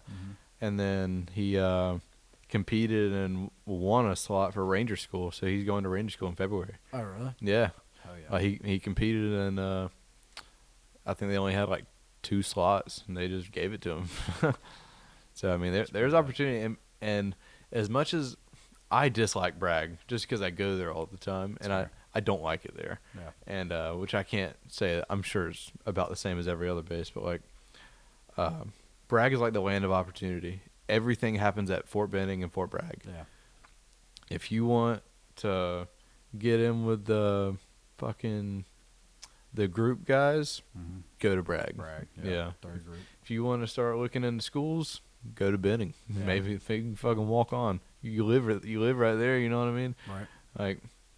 Everything happens at Benning and Bragg. Yeah. And it seems like no matter what, branch you're in, you cycle through both or at least one of those. You could be a 92 series, like a culinary specialist, and you're going to cycle through Bragg. Yeah. Everyone goes to Bragg. It's the biggest, it's our biggest base. Biggest in the world. Yeah. Let's see what the population is at Bragg. Any guesses? No. I'm gonna guess. Yeah, it's about what I thought. Are we going only military, or are we doing dependents too? Everybody on Bragg. I was off by 10,000. 60. Close. What is it? Add 200,000. Jesus. It's $250,000. 260,000. Damn. So there's more people at Bragg than there is in Greenville. That's a town, yeah. That's a city. Well, Greenville's got 110, I think, 120. Yeah. Yeah, not including college students, but yeah, so bigger. Even in college students, that's not even close to this. That's wild. That is wild. How many people are at ECU? 30,000? Yeah, I think with with all your graduate students Mhm. and your doctorates and Like your health online, science yeah, campus. I think it's like 30. Yeah, I mean, And then you have people that work at the hospital. That adds another, like, I don't know, 8,000 people Yeah. that are So that's- in Greenville every day. so that's about 200,000. This still has about 60,000 more. That is wild. It's so big, That's a man. ton. Yeah, I mean, and even like I guess it's because like Bragg's kind of split up. It's like almost like different towns within Bragg. Hmm. Like the 82nd is its own Yeah. thing. Like, Yeah. like that whole area. We were there last year watching a heavy drop live fire. Oh yeah, I remember that. But where we were at, like literally, it was all airborne. Like, Right. And everything. It was like the airborne cafe, the airborne bowling alley. Yeah, they're very yeah. proud over there. But yeah, but like that's all it was. And you go to another side of Bragg, and you don't see anything airborne. Hmm. And then that's just It's like engineers and shit. yeah. So there's I think the 95th, 93rd. It was in 95th, 93rd is what my brother-in-law's in. Okay. But they're under the 82nd. He's an interesting guy. Well, they rally a lot of interesting guys, but they're professionals over there. They're Oh, pretty good yeah. at what they do. Oh yeah, Some of the smartest dudes I've ever met are from Bragg. I don't doubt Godwin it. Was Baldwin at Bragg? Yeah, yeah. I didn't know that. He deployed to Baghdad with them. Gotcha. Okay. I think he was there in like 2023. Damn. Yeah. So if you ever go to his place, dude, you gotta ask to see like his like little memorabilia room, because he's got like all of his patches and all of his he got some stuff from Afghanistan over there. Like, he's got all of his watches and his helmets, and Yeah. just it's a really cool room. I love it over there. It's pretty Really? sick. It's got all of his awards and plaques on the wall. Yeah, I'm sure he's got quite a few of those. Yeah. Yeah. No, I follow his watch page. I always see his Yeah. watches. Yeah, dude, he grew that page like 10,000 followers in a couple months. Yeah, dude, I didn't realize how many I follow it, but like I'd never actually looked at like the profile of it, and I think I clicked on it the other day to look at something he posted, and I was like, damn, this thing blew up. Yeah. I was like, he's got a lot of followers up there now. Yeah. So well, he started this series, posting series, I guess you could call it, but he would watch like movies Yep. or whatever, and And then he find would them. find the watches of like Maverick and Top Gun or Yeah. something like that, and he'd post it, and he'd give like a description of the watch and where it came from and who used it, and it blew up, dude. Like everybody loved it. You know Jack Carr, he created the Terminal List series, Okay. the Navy SEAL. He follows his page. Oh, really? Yeah, and but he's like before he left, he was doing so many of those. Man, he I think he's at like 22,000 followers on his Instagram page. That's It's pretty wild. impressive. How many watches do you think he has sitting at home? Dude, he's got like 20 at least. He's got like 30 grand worth of watches in there. You It's think? yeah, he's got so much money. I think one of his watches cost 10 grand. Rolex or something? Yeah, dude, it's insane. They're so nice though. I mean, I guess everybody's got something they spend their money on. Yeah. You know, I mean, if you're not spending your money on stupid shit, then you have the money to buy whatever your hobby is. Yeah, And he probably makes some money off the Instagram page. yeah. He designs his own watch bands too. So that watch over there on my counter, Yeah. that watch band, he made that. Really? It's got his little logo embedded on it and everything. No shit. Yeah, but I spend my money on stupid shit. Like I got the podcast The Band flag. Maximum Yeah, flag. the fucking bike over here on the wall. Laurel hates all the shit I got on the wall. And I got the guitar over there. Got my fucking award. You can tell that she has not decorated this room The because this is what my bedroom looked like, and then Maddie moved in, and now I have throw pillows. yeah, And my wall is not the color that it was before, and there's like flowers and all kinds of random shit that like I got a picture of. It's like a finger painting of a mountain. I think there's a river in it. I don't really know what it is. It sits above it. It's about the size of that damn flag. damn. But Yeah, I know. I said the same thing. But like it takes up like half my wall, and she's like, "Isn't this so cool?" And I'm like, "Yeah, Yeah. that's exactly what I was gonna Be buy too." Good fuel for the fire. But I love that flag. that is badass flag.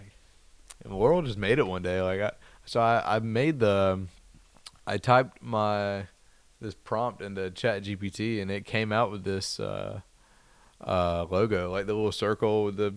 Yeah. It looked almost like a Busch Light can, but and then I showed it to Laurel. I was like, check this out, and then like 20 minutes later, she's like, yeah, there's like a 20-foot flag coming here now. I was like, okay, it's huge. I didn't expect it to be that big. Yeah, it's massive. Yeah, That's dude. not a 3x5. No, dude, she hated whenever I hung up the bike on the wall because she sleeps right here on this side. Oh jeez. It's the worst.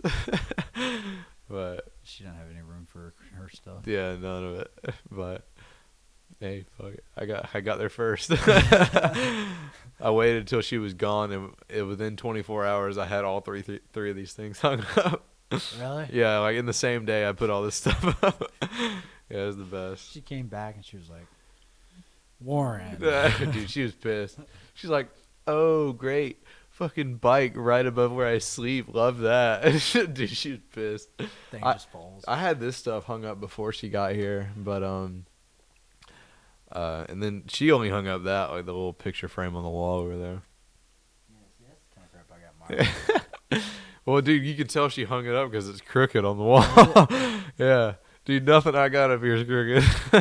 Nice and level. Yeah. In the studs. Every time I look at that, man, God, fucking, that's the worst. I mean, even that, man, I hung up that, and my dumbass, for whatever reason, I tried to drill in the what's it called, the sheetrock anchor, like a dumbass, and I got like halfway through and it broke in half. I was like, you know what, I'm just gonna hammer this bitch in. And I got like half a sheetrock anchor in there, and it's still holding up fine. It's still level too. So Not really that heavy, so it should be. yeah, no. You say you used to play guitar, right? You used to No, fool around with it. Yeah, I used to fool around and play. Yeah. Fooling around didn't play are two different things. I have a guitar at the house, and I bought it because I was like, oh, like chicks will love this. And I was fooling around with it, and never actually. I could play the Bad to the Bone, like do do do do do. That's as far as I got. I was good at that for about 2 months, and I forgot how to do it. But so now I got 2 guitars hanging on the wall as decoration. Nice. In our game room. I got like a signed one by Chase Rice. Okay, that's sick. And then I got the one I bought. Nice. So now they're decorations. Sometimes people come over and know how to play. They'll grab them. Yeah. And then they'll be like, oh, this guitar's not tuned. I'm like, I don't know how to tune it, so that's why. Sorry. Yeah, so I got mine for Christmas just because I was bored and I wanted to learn how to do something, and then kind of put it off for a while and got back into it recently and started figuring out how to play. But dude, while during that period where I kind of took a break from it, my dad bought one. My dad gets obsessive with the stuff that he does with his hobbies, and he can't run 1 mile. He's got to run a marathon, you know. Yeah. He's never even. He started riding bikes like a couple of months ago, not too long ago, and then freaking like we did like a 70-mile bike race like a couple of weeks ago. Like, Jesus. dude, like I'm the same way. Like for whatever reason, we just amp it up. Yeah, and, just jump right in. yeah, and he bought his guitar, man. I kid you not, that dude played for 8 hours a day, every day, for months. And he still does it. I mean, within 6 months, man, that guy's mastered it. Like, he plays any song that he wants to now. And he'll sit there for hours playing. And I show up, I look like a fucking autistic kid with my fingers all just like stupid. And then he's sitting there like fucking Eric Clapton. I'm sitting over here jamming.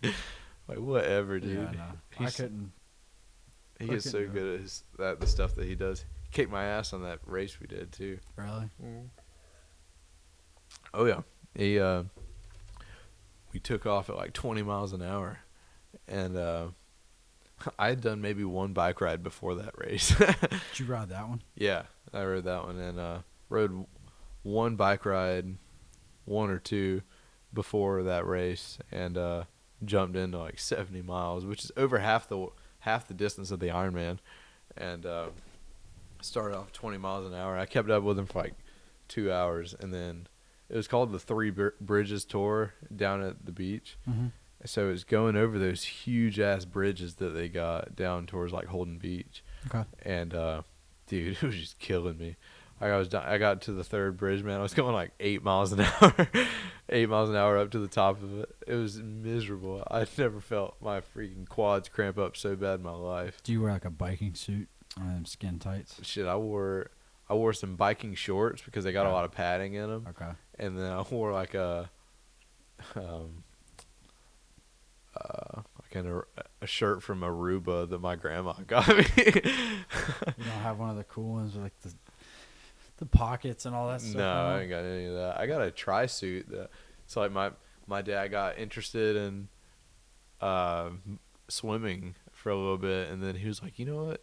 Well, swimming and biking at the same time. He's like, let's just do a triathlon. I was like, whatever.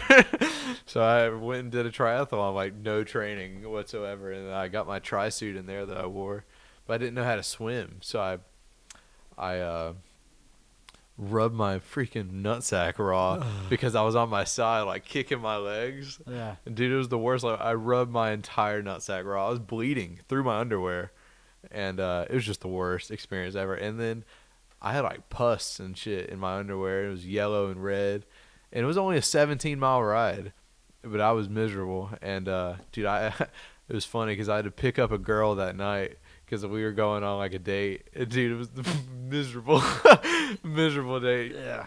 That night didn't end like you wanted it to. No, it didn't. God, it was so bad. I was walking around like I just got fucking raped. And she's sitting here like asking me, like, what's wrong? I'm like, nothing. I'm good. She getting on my nuts anymore. It was so bad. I got a video of me walking out of the water at that race, like hobbling around. Like, yeah, like pulling the suit off my nuts because I can't freaking move. God, it's miserable. Was it a saltwater swim too? It was down at Buckhorn, Buckhorn River. Okay. So it was like the Battle of Buckhorn race. Let's say saltwater would have hurt. Yeah, well, dude, it felt like salt water. Freaking, it was miserable. Like I was so bad at swimming. I was the second to last person done. I had to make up all my time on the biking and the swim, or biking and the run.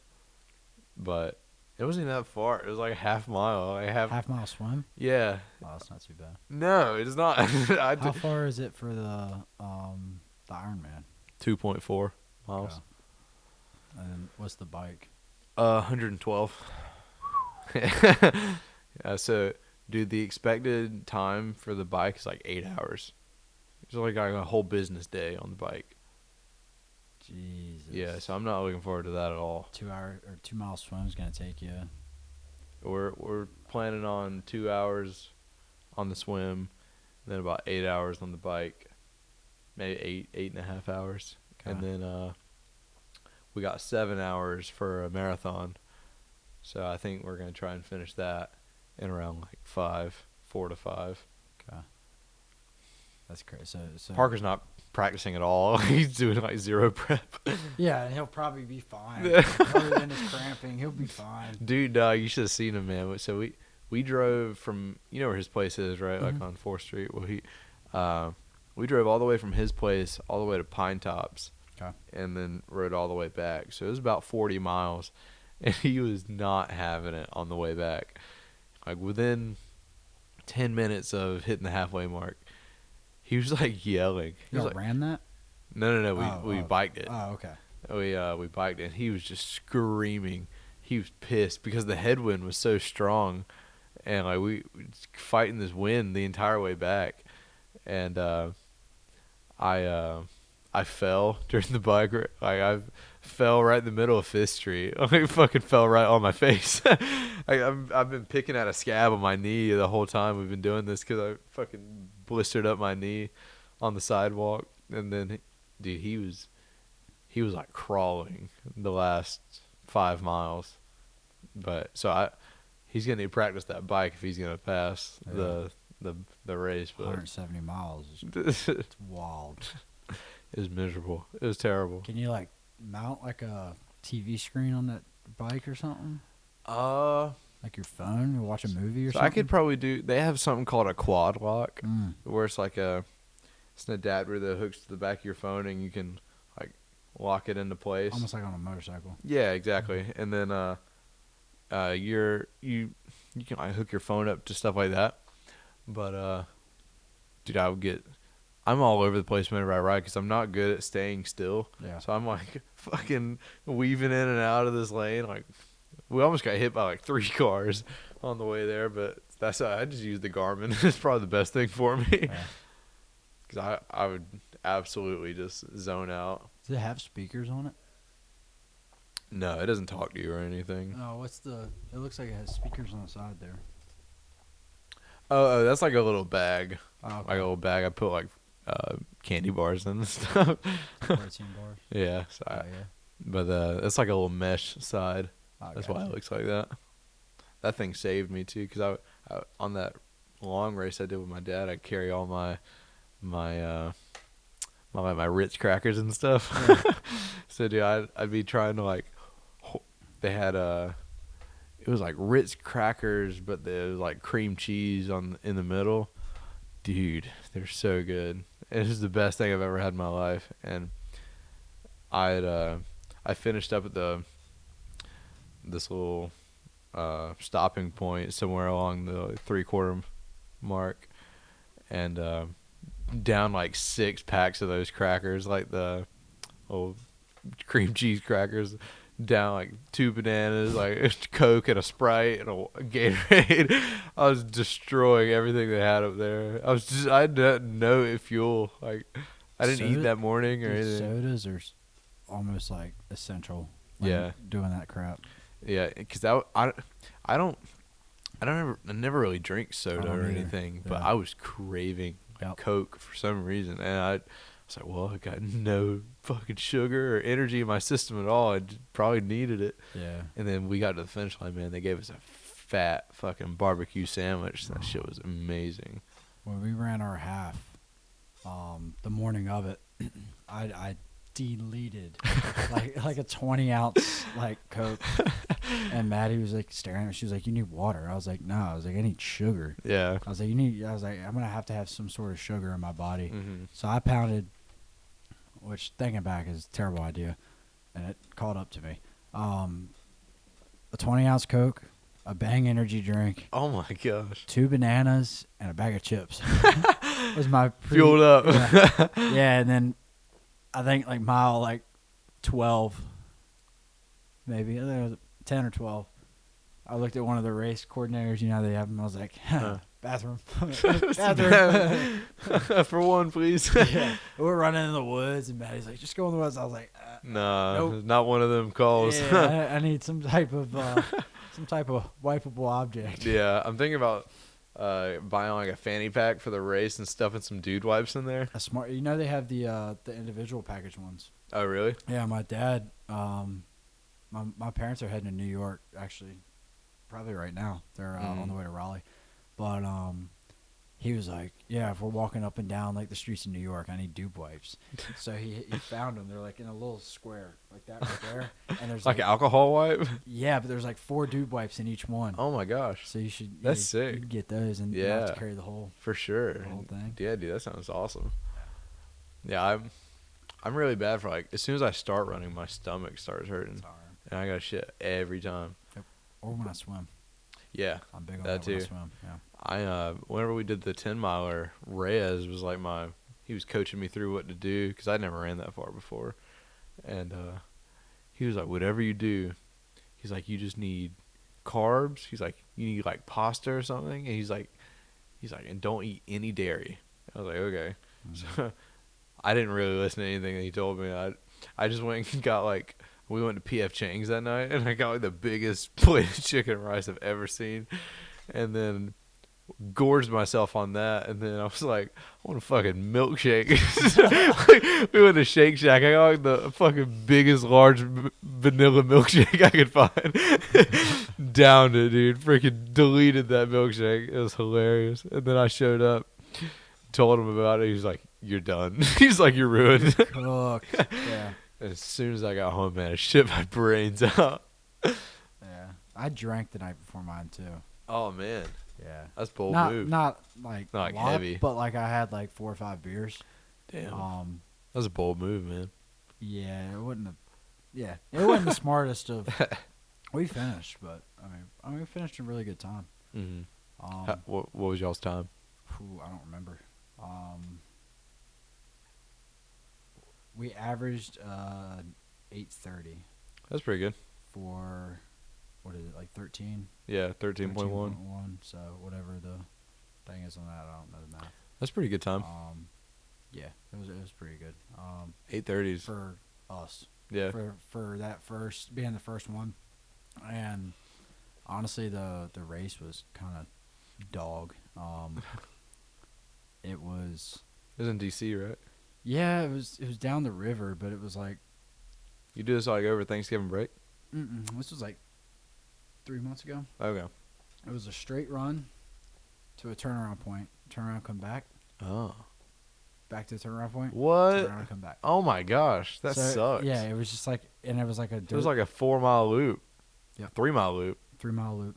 Damn, that sucks. But yeah, so it was just like you ran the loop twice, Yeah. but it was kind of just, I don't know. It was like a gravel path, Oh, not much bigger than this table. that sucks. The river was over here, but there was a wood line between us and the river, Uh-huh. so you couldn't see any. Like I said, you couldn't see the water.